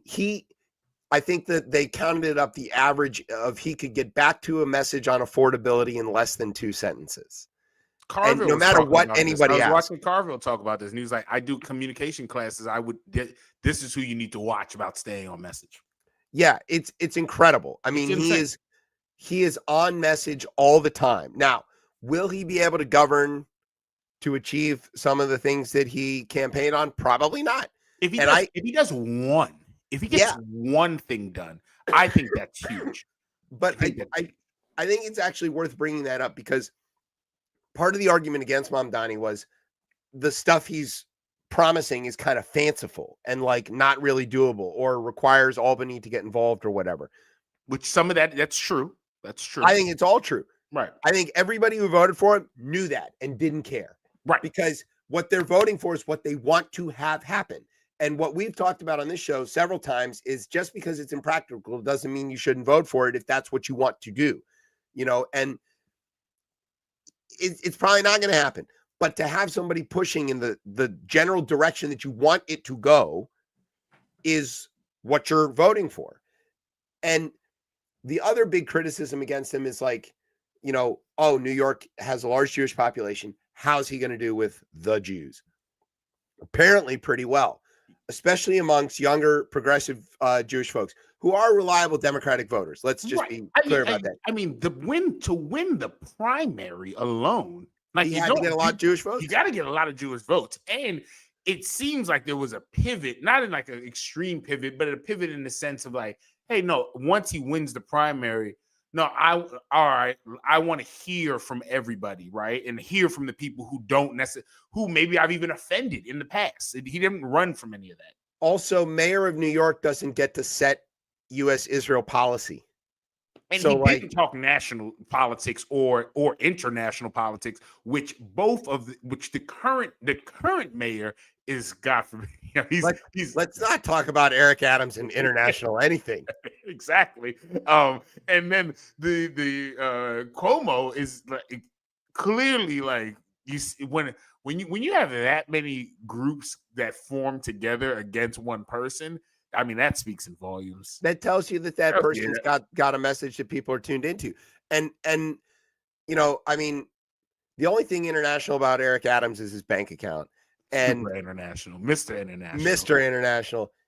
He kind of like is a factor in this too, because he didn't run as an incumbent. He was a toxic incumbent. He's wildly unpopular. Nobody likes this guy, not on the left, right, or center. He wasn't really that great as a mayor. The internet loves him. He's great for memes. Yeah, but he wasn't great at mayoring. No, and he was corrupt as fuck. I mean, if you look at the mayor of a city as being a person who's only for self and siphoning off all the city resources, he's a great mayor. Yeah, right. The best mayor ever. He reminds me very much of Mayor Quimby in The Simpsons, like in that he is entirely corrupt and self-interested. Like, wait, all fat Tony, you promised me goat Ohio, on the milk, and it's like rats. What do you mean you're milking rats? He does really feel like a Mayor Quimby character. So like Mamdani is running on affordability, basic good governance, no corruption. And that's it. And like, look at who they brought in to run against him. Cuomo, you talking about corruption and scandal. This guy's loaded with it. What was terrible the line? Candidate. There was a line that Sliwa had. It was something like kills grannies and snatches panties or something. It was something crazy. And I mean, and Sliwa hates Cuomo. First of all, yeah, they've start, hated each other for decades. let's start there. Now think about a lot of the people who voted for Mamdani had voted for Cuomo several other times, right? Yeah. As governor. Governor, And he was like a scion of big New York machine Democratic politics. Cuomo could hang his hat on certain things. The Guardia, he could hang his hat on. There's like a lot of big projects that he could look he's a at. goddamn Cuomo. I mean, the Tappan Zee Bridge, Exactly, I mean, right? It's a bridge. He can do all of those things. However, he's not Mario Cuomo, and he's not Chris Cuomo, who also basically got run out of his job. He's Andrew Cuomo, who got run out of his job twice. And terrible candidate. I mean, he's like the Winsome Earl Sears of New York. Just terrible, terrible choice. California redistricting. There's like two things I want to mention about this. One is obviously the margin here, and that it won like in this crazy 2-to-1 ratio. I mean, that is 2-to-1. And there's a different poll out here where people didn't actually believe that this should happen. That's what I want to talk about. Yeah. 92% in the exit polls said they should have independent commissions. They don't want this. Nobody wants this, but they voted for it because they see it as an existential necessity. And they are right. Until we get to a national commission on redistricting or some law that forces the states to do that by commission, which again, constitutionally tough, might require an amendment because the states are supposed to draw their districts and the feds really can't tell them how to do that. No. Well, and considering that they struck down all these other pieces of the Voting Rights Act, which involved the feds telling the states how to run elections, and they've done it on that ground, I don't see how you really get there from here unless you have an amendment. But we should have independent commissions. We should have fair representation. We should have more competitive districts. We shouldn't have gerrymandering. The people of California are very clear about that. They don't like this at all. I think a big reason they were willing to vote for it is because it says it's temporary. Right. Yes, they worded this correctly. If we get a few cycles in and Republican states continue to gerrymander or threaten to, I can see this getting extended because there is no choice. There's it's a counterweight. And California does see themselves much in the same way that Texas does as, the big heavy in this fight, which they are. They are. And they kind of got to take one for the team here. If it's like against their moral position, it still like advances the overall moral position of we would like women to have rights or whatever, like that's the what. If you ask all of these people who voted yes on the redistricting plan in California, you're going to get a variety of answers, but they mostly are going to break down along the, I want X group's rights protected. And this is the only way to do it. And right? I want the right to choose protected. I want, LGBT people protected. I want minorities protected. I want good basic governance. Like I want trade protected. Like those things, that's what this comes down to. And you can come up with your reasons, but apparently on a 2-to-1 margin, they all came up with their reasons. Quick one, but important one. The Pennsylvania Supreme Court. Pennsylvania has an interesting system for their Supreme Court. It's actually one I think is a pretty good idea. You get appointed to the Supreme Court, much in the same way that the national, the U.S. Supreme Court works.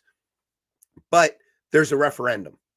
And after you've been on the bench for 10 years, there is a straight yes or no vote on should you stay on the bench. And if the answer is no, then the governor has to appoint somebody new. If the answer is yes, then you get to stick around until another 10 years. And, people say people ought to do this for marriages. You should have to like renew. Yeah, I've heard it. Yeah, renew. Yeah. I'm not a big fan of that because I probably lose, but in any case, like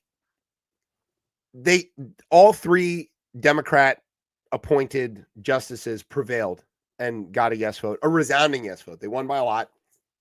And this really matters because Pennsylvania is one of these states where Democrats outnumber Republicans in total registration, but Republicans have gerrymandered their way into control of the state house and into the congressional representation in ways that are not numerically representative of the actual state of Pennsylvania, or Commonwealth in this case. Wisconsin's another one. Michigan's another one. There's several examples of this. These folks staying on the bench is going to be the bulwark, because there have been cases that have gone up to the Pennsylvania Supreme Court revolving around elections that they have decided correctly and have protected the voting rights and representation of the people of Pennsylvania. So it's small potatoes to the national view, but it's going to matter. And if we learned anything from the last 20 years, that the Republicans have been extremely successful at playing the short game and learning the rules of the minutia, getting the county election commissioner seats, working their way after up through. 2010, they figured out, they were like, we know what we're doing. Yeah. Get control of state government, redraw the lines in state government to protect your control of state government, and then use those to redraw the lines for your congressional representation. And I mean, it's a pretty brilliant playbook, to be perfectly honest. It's dastardly, but the only way to beat it is you got to play that same game too. And the Democrats have failed to really pay attention at some of these other levels of government. And this is a good example of where, okay, eyes back on the ball. I need someone like Vogt, who went into a cabin after Donald Trump lost, to like strategize what he's doing now. I need that on the Democratic side. So I don't know who's in the cabin right now figuring out whatever project, call it whatever the hell you want, Project ChipChat. Don't you listen to this show? We've been telling everybody what to do for fucking years. I think you could sell people on constitutional amendments. I think you could sell a lot of people on that if you packaged it correctly. Because that's clearly where we need to get to. It needs to start there. This whole thing needs to be rewritten. It needs to not be rewritten. We need to add more amendments to it. Let's not, Look who's out there rewriting things right now. You're watching Heritage meltdown. The states do go in and I feel like the states do a decent job with their state constitutions. But they're always amending them. They're always amending them. So that same thing could happen with the original document. Just be careful. We don't need Alabama amending things. No, but maybe we do need certain people in Alabama amending. You want things. Birmingham amending? Yeah, there are certain. Not the rest of Alabama, above or below the Black Belt. Okay. All right. Georgia Public Service Commission, 2 statewide races, 2 Democrats won. Hasn't happened since the early 2000s for that race. Again, it looks like small potatoes, but it is the backbone of future campaigns. It is the infrastructure on which these things are built, and it didn't involve Stacey Abrams. And so, not that I have anything negative to say about her, but she doesn't win. So we got to move on, and we got to find new leaders. There's other ways that she can support. She can raise money. It's insane. Yeah, exactly. Go raise money, Stacey, and she does. And write books, trashy romance novels. We love them. And then, of course, the very predictable Trump reaction to all of this, which is to say, I wasn't on the ballot. That's why these people lost. They never came and kissed my ass enough. That's why I didn't endorse them. It was rigged in California. It was all the mail-in voting. One of the reporters asked Levitt about that, and she's like, oh, yeah, mail-in voting's the problem. And she was like, well, I'm from Montana. We've had only mail-in voting for however long, and Republicans keep winning that state. Are those votes rigged too? And she's like, shut up. Next question. So it's clear he feels the Republicans are to blame for the shutdown, though. It's clear of that. He didn't have to say it. And he's moving that way too, in terms of what he's doing to try to flip the script on it. Oh, this man was talking about getting rid of the filibuster. Don't tempt me with a good time. Yeah, right. What? I was like, wait. First of all, I know one thing that we were thinking about ways to break the fever pitch of Donald Trump. The filibuster removal might be one where Republicans wake up and be like, whoa, wait, what? Well, this heritage meltdown has caused some of them, including Ted Cruz and Lindsey Graham, to be like, all right, guys, the Nazi stuff's got to go. Yeah, I saw them condemn Fuente, Tucker Carlson and yeah, I mean, they came right out and said it. And which now, 2 weeks from now, will they be back? I don't know. But yeah, I mean, the reaction was pretty much what I expected. And, he kind of hinted at that he was going to try to disrupt this with like putting monitors in California or whatever he thinks he's going to do. Busy. He's too busy building ballrooms and traveling around the globe and getting crowns in Korea.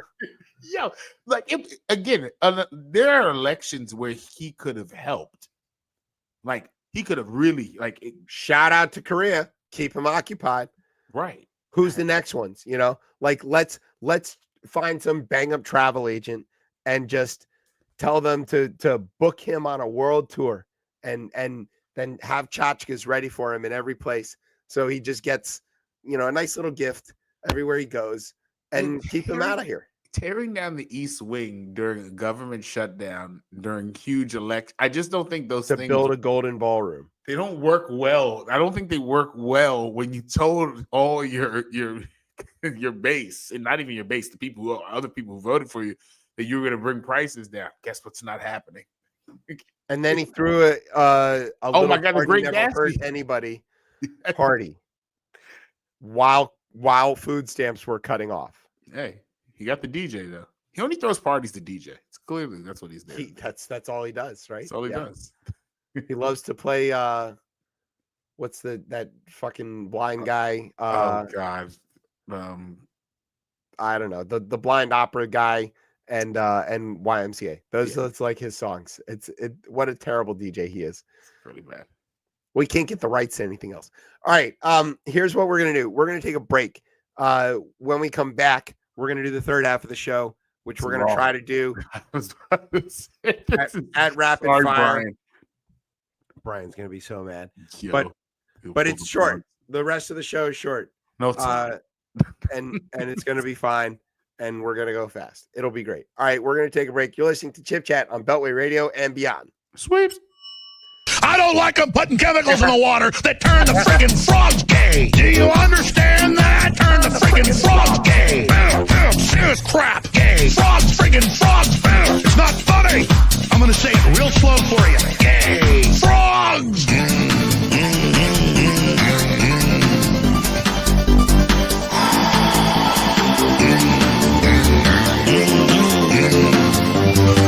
Won't you fight for your life? Gay. Frogs, friggin' frogs. I don't like a frog. Gay. Friggin' frogs. Frogs. Friggin' frog crap. Won't you fight the frogs? It's not funny. I'm going to say it real slow for you. Frogs. I will eat your leftist ass like corn on the cob. I'm ready. I will eat your ass. I will eat your leftist ass like corn on the cob. I'm ready. I will eat you. I will eat your ass. My children aren't going hungry. I'll do it. I'll drink your blood. And I'm starting to think about having to eat my neighbors. You think I like sizing up? I'm gonna haul him up by chain. Chop his ass up, size it up. I'm gonna haul him up by chain. Chop, chop, chop, chop. I will eat your leftist ass like corn on the cob. I'm ready. I will eat your ass. I will eat your leftist ass like corn on the cob. I'm ready. I will eat you. I will eat your ass. I'll barbecue your ass flat. I will cook your ass up so fast, and I'll tell them, "Oh, I killed a cow out back, baby." You think Christ would eat somebody? He would never do that. I will. I'm ready to hang them up, gut them and skin them and chop them up. You know what? I'm ready. I will eat your leftist ass like corn on the cob. I'm ready. I will eat your ass. I will eat your leftist leftist ass like corn on the cob. I'm ready. I will eat you. I will eat your ass. I will eat your leftist ass like corn on the cob. I'm ready. I will eat your ass. I will eat your leftist ass like corn on the cob. I'm ready. I will eat you. I will eat your ass. That's why I want the globalists to know. I will eat your ass first. I swear to God, it's the last thing. I also want the globalists to know that this is Chip Chat. Welcome back to Chip Chat. I'm your host, Chip. With me is Tez. Yeah. I still haven't figured out how to barbecue anything flat, but Flat. that's not the adjective I would ever use You with gotta hold them barbecue. up by chain. Yeah, I guess. You want to give your little Oh man, God, over yes. here. Oh, sorry. Sorry, that was the original video that started this all off. Yeah, please go ahead and donate to the sandyhookpromise.org. So it's kind of like, you know what, we see there's a tree on this here. This is like carbon credits, right? Yes. You know, we play a terrible video from a terrible man who doesn't believe that a bunch of young children were shot in their classroom. He believes it's a false flag operation. We play those videos and then we tell folks to go smash the donate button at sandyhookpromise.org to make me specifically feel a little bit better and laughing at that heinous man that is Alex Jones. Yes, we're buying our penance. Exactly. It's sort of like indulgences in the Catholic Church. Yeah. You can sin all you want if you can write a check. It'll get you in. It's not going to get me in. This isn't going to get me anywhere, but I just feel better in the morning after I laugh at these. I don't know if you and I are like eligible to go to heaven. No, I don't think so. It's like several reasons. Yeah. All right. Now we've come to the part of the show. It's called the Rundown. This is where I tell you about some stuff that's going on in the news. If we were professionals, it would sound a little something like this. Thanks. Way to go. From Beltway Radio and beyond in Washington, D.C., I'm Emmy-nominated TV newsman and just bona fide sexual beast, J. Scott Smith. And this is the part of the show where I tell some stuff about well, maybe not me, but somebody else is going to tell some stuff about what's happening in the news. So what's going on in the news, fellas? Thanks, Jay. I don't think we've been on since Michigan beat Michigan State. So, hey, go blue. Love you, buddy. All right. This one is called Even Gorsuch. Even Gorsuch. Even Gorsuch, which I think we did predict that when we talked about this previously. So what are we talking about? We're talking about that the IEEPA tariffs got a hearing in front of the Supreme Court on Wednesday, in which the Solicitor General and the government made the argument that this statute that gives the president the ability to do certain things in response to international emergencies that does not include the word tax or tariff in it at all gives him the right to tax and tariff things. Flimsy argument. Flimsy argument at best. The opposing side was all of the states and all of the businesses, argued by one Mr. Neil Katyal, formerly Obama Solicitor General, and basically making the case that like the law doesn't say he can do this at all, and granting him this power without the law saying so would certainly make a mockery of the idea of textualism, but it would also really be a problem for the future, right? That if you were to allow the president to basically interpret laws to mean whatever he wants, to do whatever he wants, Congress doesn't need to exist. And or Congress just giving away their power. Well, that's where Gorsuch comes in. Right. Okay, so the justices, they ask a bunch of questions after the opening statements from the various sides. And usually the court watchers are trying to tell where the justices are coming down on the issue based on the type of questioning and the way that they ask the questions. You know, is Kagan more sarcastic than usual, for example? Hard to imagine. She's pretty sarcastic. Is KBJ concocting a really long hypothetical to ask a very simple question. Probably. Okay. The liberal justices were originalists and textualists. Yeah. So the three really that matter, we kind of, I mean, we obviously know where neighbor Clarence and Sam and Alito are on this, which is that bought and paid for. Trump can do anything he wants. They don't care. And Beer Can Brett had already said essentially that, you know, when this got sent back to the appellate court, like, you know, in the rocket docket ruling that allowed this to continue while it was working its way up, he was like, yeah, this seems like a thing the president can do. Sure. So we can count the three of them out. But we do need to know where Gorsuch, ACB, and Roberts lie on this. And Gorsuch was very clear in his questioning about some of this. And, you know, he does claim to be this textualist. There have been instances where he's like, no, this is what it says on the thing. Unless it says this, we're not doing that. Like when he gave all of Oklahoma back to the, you know, Indian tribes.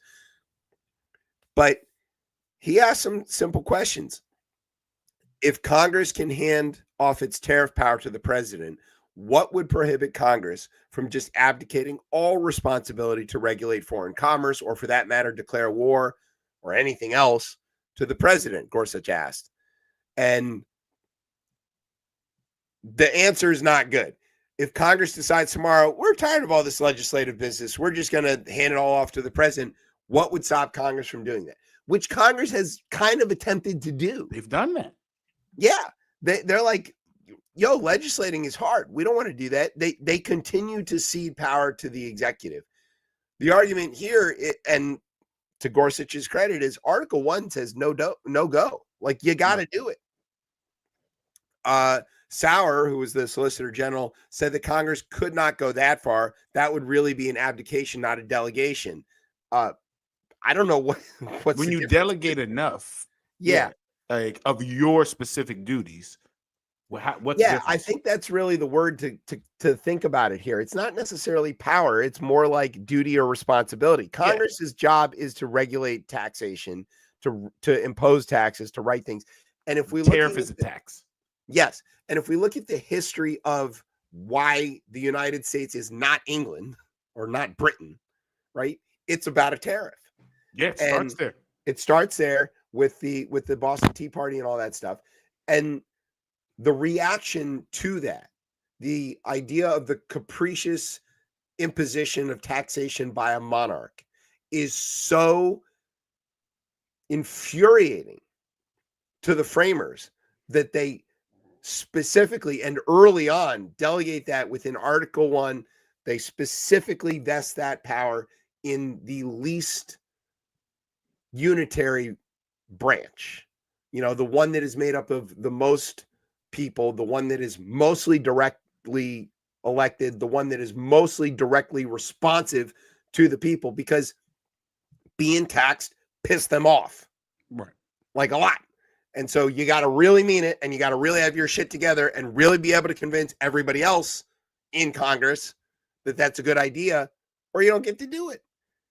President doesn't have to convince anybody, just has to convince themselves this is the right thing to do, and then they can do it. So Gorsuch seemed pretty nonplussed. ACB's big question was like, well, what if the government has to give back all this money? Like, how would they do that? It'd be a huge mess. Yeah, it would be a mess. If they gave it back to the businesses that paid it, how would they make sure that they maybe refunded it to the customers who paid a higher price for things? It's no real good way to do that. Katyal was like, you could just make this a going forward thing and just have to eat it, you know, like on what happened, which seems like a reasonable, I mean, there's no good way. The other way, if the United States government needs to raise money, they're going to issue bonds. And I don't know who's going to buy these things, because but someone will. I'm sure. If you there is a market for T-bills. I mean, Kyrosol tells us about it every day. Yeah, so, I mean, so they are selling them. Yeah, assume that's what you do. But so that was her question. Roberts seemed, you know, kind of like, I think Roberts is pretty good on the no on this. So I really do think that this is going to end up on like a 6-3 the other direction than what we're used to. I'm not going to bet on it, but it's a precedent question. Right. If it's bigger than the tariffs. it's bigger than the tariff. That's the thing, right? Yeah. If they say, okay, this is fine. It violates their previous stuff about textualism. Yep. It violates their stuff about the major questions doctrine, which they used to strike down a lot of Biden's executive orders. Yep. And it violates the basic understanding of co-equal branches. Which If they are one of them. Yeah. Well, they've been willing to give up a lot of their power too. They have. But they've almost wanted to keep the power to make those decisions, though. Yes. That's the crazy part. Yes. If Trump prevails in this, there is no check whatsoever on him randomly interpreting laws about the executive branch regulating paint colors to mean that he can tell everybody what color to paint their houses. I mean, it could be that. Yeah, that's crazy. It could be that. I mean, that's stupid and capricious, but that's well within the bounds of the way we talk about this guy. So just, stay tuned. I think the right side is going to happen here, and that's going to be a big deal because Trump is so vested in these tariffs. And this one's not coming. This isn't coming out in July either. This will be coming. No, this is coming fast, right? Because both sides asked for an expedited answer. So we'll probably get this in like a month. Yeah, Christmas, right in time for Christmas. Yeah, so that'll be interesting. Want for somebody. We don't want, but I mean, listening to the arguments and listening to the responses. I mean, this feels like the first time we'll see this court push back on the president on something major. I mean, he's lost on a few other things, but this is huge. This is huge. Yeah. So we'll see. Speaking of huge, let's go to Tez's home country of Britain. Yay. So, no. Back in Britain, as we referenced in the headlines, this guy called Andrew Mountbatten Windsor. You know him? I do know Andrew Mountbatten Windsor. What a name. Yeah. He was better off as a prince, but anyway, he ain't a prince anymore. And there's another wrinkle to this. Turns out he and Epstein always wrinkles in that family. Oh yeah, there's a lot of wrinkles.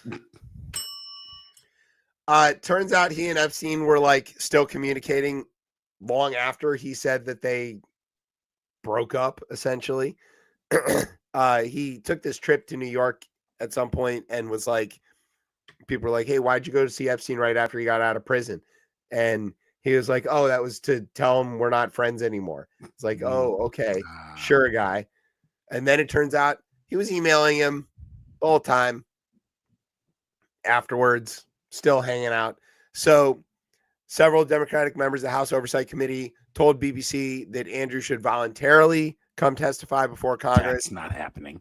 Not happening. What are we talking about? That's just, I mean, first of all, like, I just wonder if, like, the framers and the king, like, if they can imagine that in this country, the Congress of the United States would demand a member of the monarchy come and testify about raping young girls. Yeah.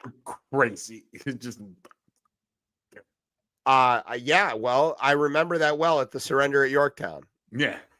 Washington was like, and furthermore, right, if one of you creepy ass royals makes friends with one of our businessmen to do some more creepy ass shit, the Congress is gonna want to know about it, and we're gonna send you a subpoena. And Cornwallis was like, yeah, just let me go home. I'll sign anything. Please, so I can go home. This is over with. We didn't want to fight this. We didn't even want to be here. Stupid colonists. We're busy fighting the French. All right. So a bunch of representatives, including one of the newer ones from Northern Virginia region, Suha Subramaniam, got involved and was like, hey, we want to see this. Krishnamurthy of Illinois and Stephen Lynch, Massachusetts, all kind of jumped in, and they were like, Ro Khanna, of course, has been sort of leading the charge on this from the Democratic side. I'd be interested to see if Massey signs on to this too. Maybe you could see it. Could see that. Maybe MTG. You know, like there's some momentum there. She's like, they asked her about QAnon. She's like, I got taken. I was a victim. You know, I got hosed. I mean, it is possible. She is not that smart. She could have been, although I've been told by people I know on the Hill that she just plays stupid. She's actually pretty smart. That's what they say. I don't know. No, I've heard the same. I'm just saying, you know, shoe fits. All right. This section is called Law and Onions. It's a lot like Law and Order, but it smells better. This is just a quick story. It highlights the extreme competence of this administration. I'm just going to read it real quick, if you don't mind. Please. The FBI on Tuesday fired 4 agents who worked on the investigation during the Biden administration related to Donald Trump's alleged attempt to overturn the 2020. Let's drop the alleged attempt to overturn the 2020 presidential election. He's still attempting to do that. Right. According to people familiar with the matter. FBI Director Kash Patel had initially fired those agents on Monday, but after pushback from, get ready for this incredible sentence, District of Columbia U.S. Attorney Jeanine Pirro, yeah, that's still real, and others, he reinstated them that same day because Pirro needed them, and then Patel fired them again Tuesday morning. So you're fired. Wait a minute, don't leave. You're fired. Pirro attempted to save at least some of the agents because they were working on other cases that were important to her office. Because, of course, that's how the FBI works, right? They don't all just do one thing. They all do several things. And, you know, it turns out they were doing something she cared about. The firings were the latest in a purge that has gutted the Washington field office of some of its most experienced agents and hurt morale. Shocking. No. According to people familiar with the office, meaning the people who just got fired. Some of the fired agents were in supervisory roles, and others had no longer worked in that office, but were agents in other field offices. So they weren't even there. They were working like in Nebraska, and it was like, oh, you prosecuted January 6th. It's like, well, I collected all the video tape of it and handed it in. You're fired. Shouldn't have done that. And now I need someone to collect new videotape, and I don't have them. I mean, the videotape was still there. You know, it's like these guys aren't the problem. It's the people who did the thing that are the problem. Yeah, that's it. But the jobs that these people do, they're still there to be done. You don't blame the trash man who picks up the trash for there being trash. He didn't make the trash. He just picked it up. It was going to be there regardless. It's going to be there again. You fire him, the trash still going to be there. And I'm not saying that January 6 attackers are trash. That's not nice to trash. Okay, let's get to the big story here in Washington, which is, of course, why I'm wearing my shirt with the flag on it. Sean Dunn, Air Force veteran, worked for the Department of Justice as a paralegal, a fan of pink shirts, was out one night hanging out, and a bunch of federal agents in body armor and tactical gear with big guns started like forming up to go bust up some bars or whatever. Don't know. Sean had been out, got a little hungry, stopped by, got him a sandwich, walks past these fascists, as he described them, and is like, yo, I don't like that you're here. And he starts letting them know, you know, maybe not the calmest way, but he tells them to get fucked and get out of his city. A sentiment many people share. In his protest and protected speech rights, he chose to forego his expensive, I'm guessing just based on the part of town that he purchased it in, sandwich and use it as a method of protest. He hurled his sandwich at very close range, which is the best way to injure somebody with a sandwich. Yeah. Not even enough room to like cock your arm back and throw it. Flings the sandwich at the chest of what's this guy's name here? What's his name? Gregory Larimore, Yeah. who was fully armed and wearing a bulletproof vest. Bulletproof vest. Bulletproof. Not sandwich. Not mustard proof. Not mustard or sandwich. Not onion proof. Stop bullets, but not condiments. Flings it at him. The sandwich bounces off his bulletproof vest. And the fully armed bulletproof vest, Gregory Larimore, charges after Mr. Dunn and is like, come here. And Dunn books it in his sandals. In his sandals. Outruns a bunch of the, what do they call them? The Gravy Seals. Gets back to his apartment, locks the door. Fuck you guys. They go and get a warrant for assault on a police officer with a weapon. Come back with 20 guys and a film crew. Bust into his apartment, arrest him, and film the whole ordeal. That's what happened. Yesterday began his trial. Now, that happened several months ago. Why did the trial only start yesterday, you might ask? Mm-hmm. Why, Tez? Because I assume you'd have to get a jury. You'd have to seat a jury for this trial. First you have to get an indictment. That's a good point. No one would indict him. They didn't think that he would win the case, right? Yeah, Janine Pirro's office took a felony indictment or charge to the grand jury 4 times to try to charge Mr. Dunn with a felony of assaulting an officer. And 4 times the grand jury was like, nah, just not enough evidence to even support bringing the indictment. Right. So she's like, not going to stop me. And she said, fine, we'll charge him with misdemeanor assault or obstructing, or it's like this long list of things that are all the same misdemeanor, which doesn't require a grand jury. And you can charge anybody with that, including up to apparently a salami sandwich.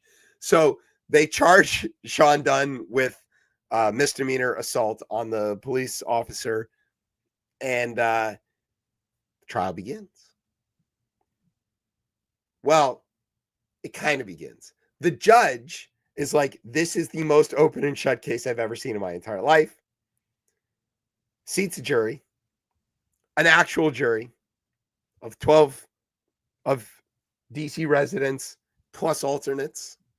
So there are 20 people who could have been at work, but are instead getting paid $15 a day to listen to this story. And they proceed. The CBP agent, Gregory Larimore, who again was fully armed, wearing a bulletproof vest, and was with almost 20 other law enforcement officers, according to the court records, said on the stand, the sandwich kind of exploded all over my uniform. It smelled of onions and mustard. Now, look, this is not really material to the case, but good choice on the condiments. Sounds like a good sandwich. I'm in. I would like half of it if you don't need the whole thing. Defense attorney Sabrina Schroff questioned that testimony during cross. She displayed a photo of the sandwich lying on the ground, still wrapped up in its wrapper. Yeah. In fact, that sandwich hasn't exploded at all, she said. Larimore maintained that, quote, mustard and condiments on my uniform and an onion hanging from my radio antenna. That's what he experienced. That's the assault. Imagine that we are in a court of law arguing over whether a sandwich that is fully wrapped and photographed on the ground, a sandwich is photographed on the ground, of whether that has in fact exploded on a bulletproof vest wearing federal agent. It's not a weapon. It is not a weapon. It is barely even a meal. I mean, did he have chips? Was there a drink? How much of the combo was his? Didn't they used to throw tomatoes at people on stage? I never heard of them getting charged with assault. Well, you will be happy to know that as of this show going to air, Sean Dunn is a free man walking around in his neighborhood in the District of Columbia, probably waving this flag, because the jury very quickly delivered a verdict of not guilty.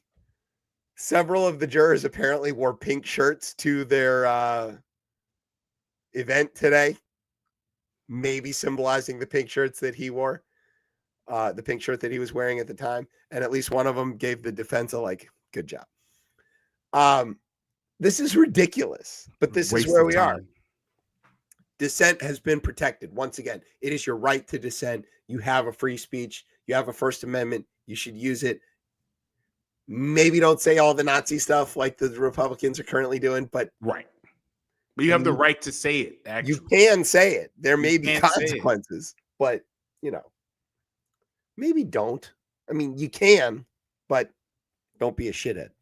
All right.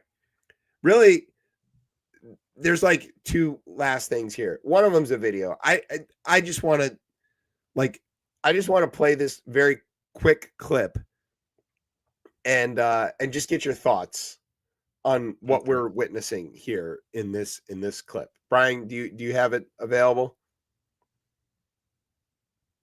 We're checking. Let's see. He fell asleep. No. Oh, here it is. All right. Shay, one of my colleagues from my Senate office. Senator John Kennedy, gentleman from Louisiana. I want to talk today, Mr. President, about the owls. I think you need to move it ahead to minutes. There are 19 species or kinds of owls Elmer yeah, right in the about United there. States. Did you know that? 19 nest boxes. No offense, but if you're thinking about getting a HELOC from your local bank, you're about to make a really expensive mistake. Just go to YouTube. Okay, you got to rewind. Barred owls go to marry YouTube. for life. Rewind about barred owls 2 minutes and that something. live in the forest behind my house. The spotted owl. Yep, there you go. The Department of Interior is not saying the barred owl is eating the spotted owl. The Department of Interior isn't saying that the barred owl is hurting the spotted owl. The Department of Interior says it wants to kill over 10% of the barred owl population. All right, skip ahead about because another minute. the barred owl is a better hunter than the spotted owl. Yep. Than the spotted owl. As I said, they're both God's creatures. Okay, right here. Pause it for a second. This is a barred owl. They are both God's creatures. They are both God's creatures, and these are owls. Now, I just want to set up here for a minute. It looks like he's talking to an audience. There's nobody in this chamber, by the way. He is speaking to nobody. And Senator Kennedy, I'm using the term senator lightly here, is not a stupid man. He went to Oxford on a Rhodes Scholarship. He used to be a Democrat. He plays this folksy thing to the max. This is not how he actually is. He's a well-read, smart individual. But there's something going on here with these owls. Go ahead, Brian.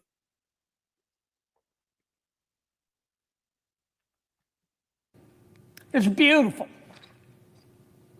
If you've ever seen a barred owl, it has very, very soulful eyes. Their feathers are incredibly soft. It's called a barred, B-A-R-R-E-D, because of the bars that run across here, as opposed to a spotted owl. The barred owl, 10% of which our brainiacs at the Department of Interior want to kill, has been around for 11,000 years. Much longer Sometimes than the that barred in owl is called a reality, hoot but owl. okay. That may be the term you know it by best. The barred owl is about 2 feet long. It's got incredible eyes. Okay. Man, it that's can enough. see. It's like Superman. I think Senator Kennedy wants to fuck that owl. house. Yeah. I think he wants to fuck an owl. Or he has fucked an owl. That's a weird way to talk about an animal. It's got soulful eyes and incredibly Soulful soft eyes. feathers. Very soft. Very soulful. And its feathers are incredibly soft. Yeah. Better check somebody's search history. All right. That's bad. A lot of hooting and hollering. He goes to Hooters for a different reason. No. Oh God. For the owls? Oh no. Yeah. He's not there for the wings. Oh, maybe he is. Oh. All right. This last one is called What the Fuck is Going On Here? Ted, you want to read this one? All right, what the fuck is going on here? A scholarship once reserved for Black students at a California university is now available to all after a white student and a right-wing nonprofit alleged it violated a federal anti-Ku Klux Klan law. Yeah, of course. This is where we're at. The case uses the Ku Klux Klan Act of 1871. Signing the law to protect the rights of African Americans in the South, kind of after slavery. And then this group popped up, the one that, put us back, is a novel approach that attorneys for the plaintiffs touted as a victory for equality and a possible blueprint for future challenges. This is insane. The law is, quote, supposed to protect everyone regardless of race, end quote, said Jack Brown, an attorney with the Pacific Legal Foundation, which represented Californians for Equal Rights Foundation, and Kai Peters, a student at the University of California at San Diego. He added, quote, we're simply trying to ensure that promise of equal protection is granted to everyone, end quote.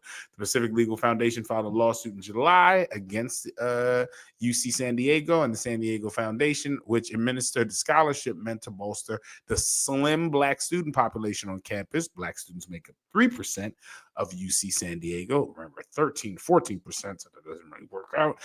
Most of the university students are from California, where Black people make up just above 5% of the population. So even the number's still off there.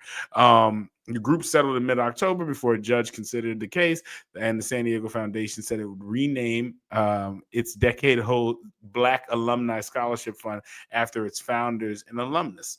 The scholarship, worth up to $2,500 a year, or a total of $10,000, will now be available to all students. The whites have won again. This is crazy. It's a very nasty. It's a nasty strategy that continues to work under the guy, and especially not here, because it's not. That act. If the act isn't necessarily like constitutional, but right, even looking at the 14th Amendment, if we're talking about the text and the time that it was written and the original meaning, hey, we've lost the plot. Specifically, not along with this, but with the 14th Amendment and how they've used that, this equal protection under the law is equal protection under the law for Black people. It's for everybody, but it starts there. Well, look at the last paragraph or this last quote, because here's the thing you got to be ready for. All right. So to set this up, the Pacific Legal Foundation argued in its lawsuit that the University of San Diego Foundation's collaboration to provide scholarships to only Black students amounted to a conspiracy that hindered all students' right to equal protection. It's unclear whether the statute's use in the lawsuit would have held up in court. Quote, the scholarship in question was being formally administered by a private nonprofit, the San Diego Foundation, but it worked very closely with universities, end quote, Brown said. Quote, we do think the legal theory has some legs, and we do stand prepared to use it in the future should we need to. This is it's clearly this is going to be a larger fight that's going to go on.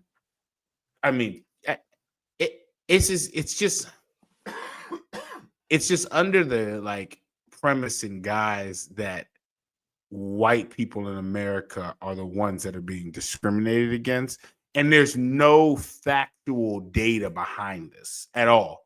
Like, it's not there. You can search high and wide. You're not going to find it. And I think that's like, if you brought some data to me that showed this was happening, or that, like, I don't know, pick whatever fucking school, Harvard was admitting like 30% black people, right? Or 40% black, like numbers way out of like proportionate to the population in the country. Then I'd be like, all right, well, maybe there's some data behind. There's no data behind this. All these things are trending backwards because of laws like this. So I mean, it's crazy to use the amendments that were put in place almost in a way, like, in saying that equal protection under the law has to be available to everybody. In the way that it's written presupposes that it's already, of course, available to white folks. Right, exactly. And that it needs to be specified, but it has to be written as such, because you can't specify one group over another, or that would violate the whole basic idea. But for 150 years, it's been understood to mean that. And now to use the very amendments that were meant to guarantee the full access to citizenship and franchise for everybody against certain groups.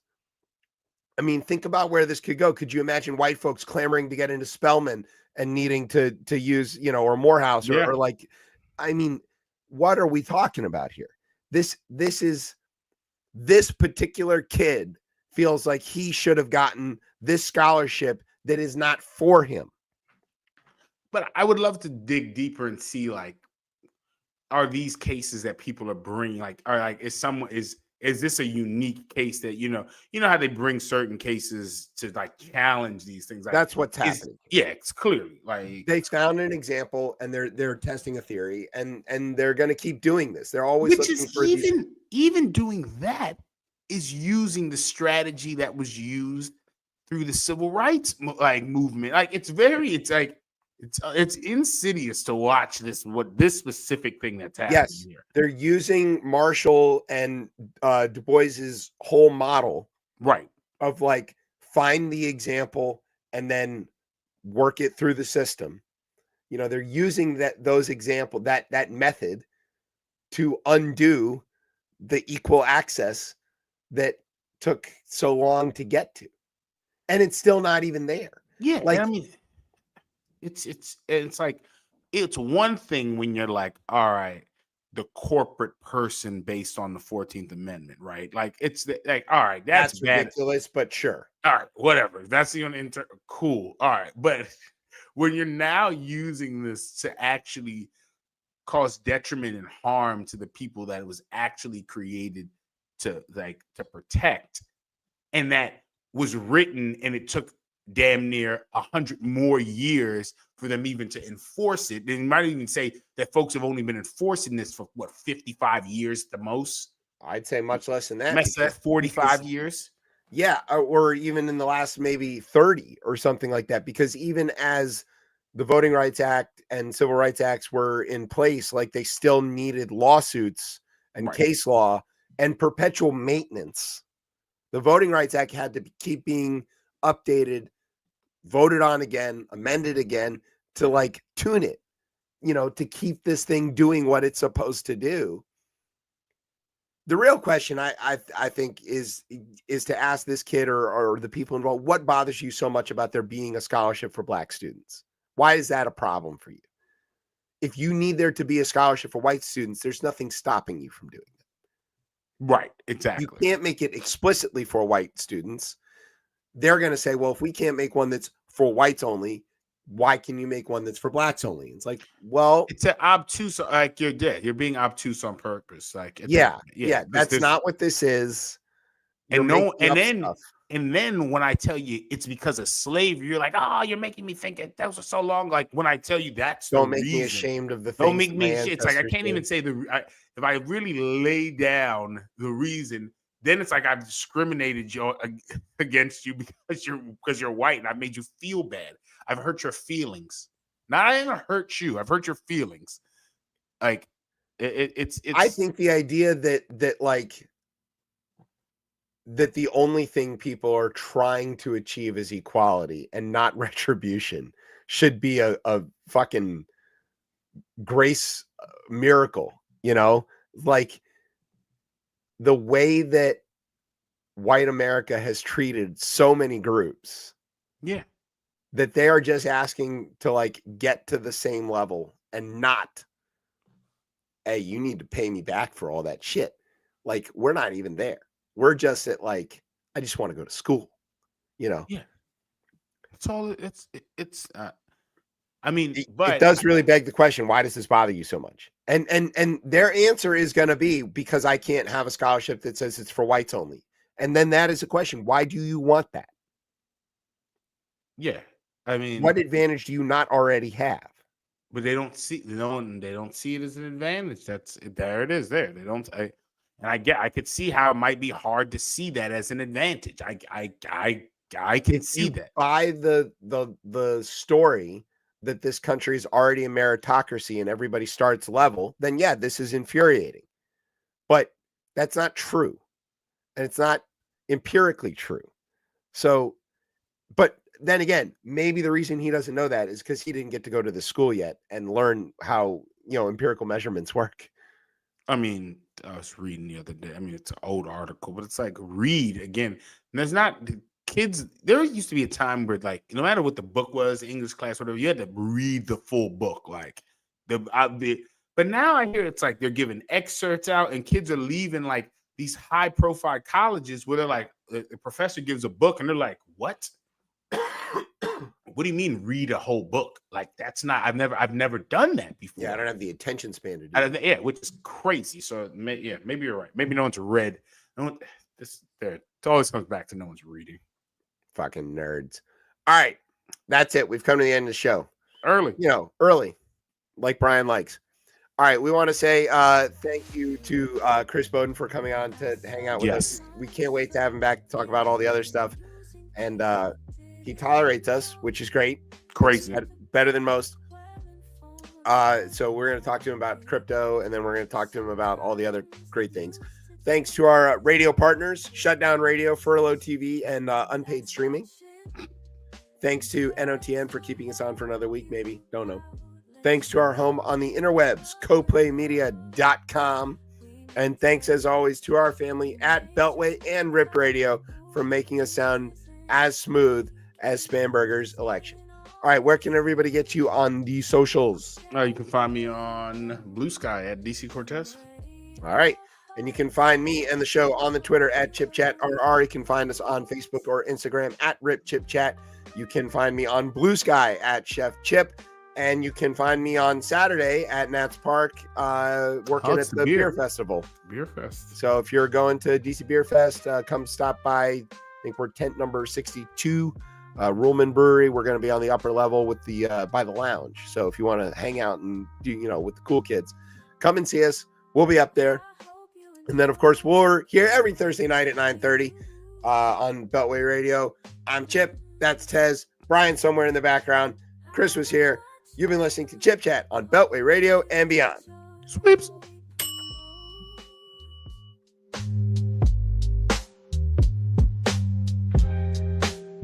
Chip Chat Radio.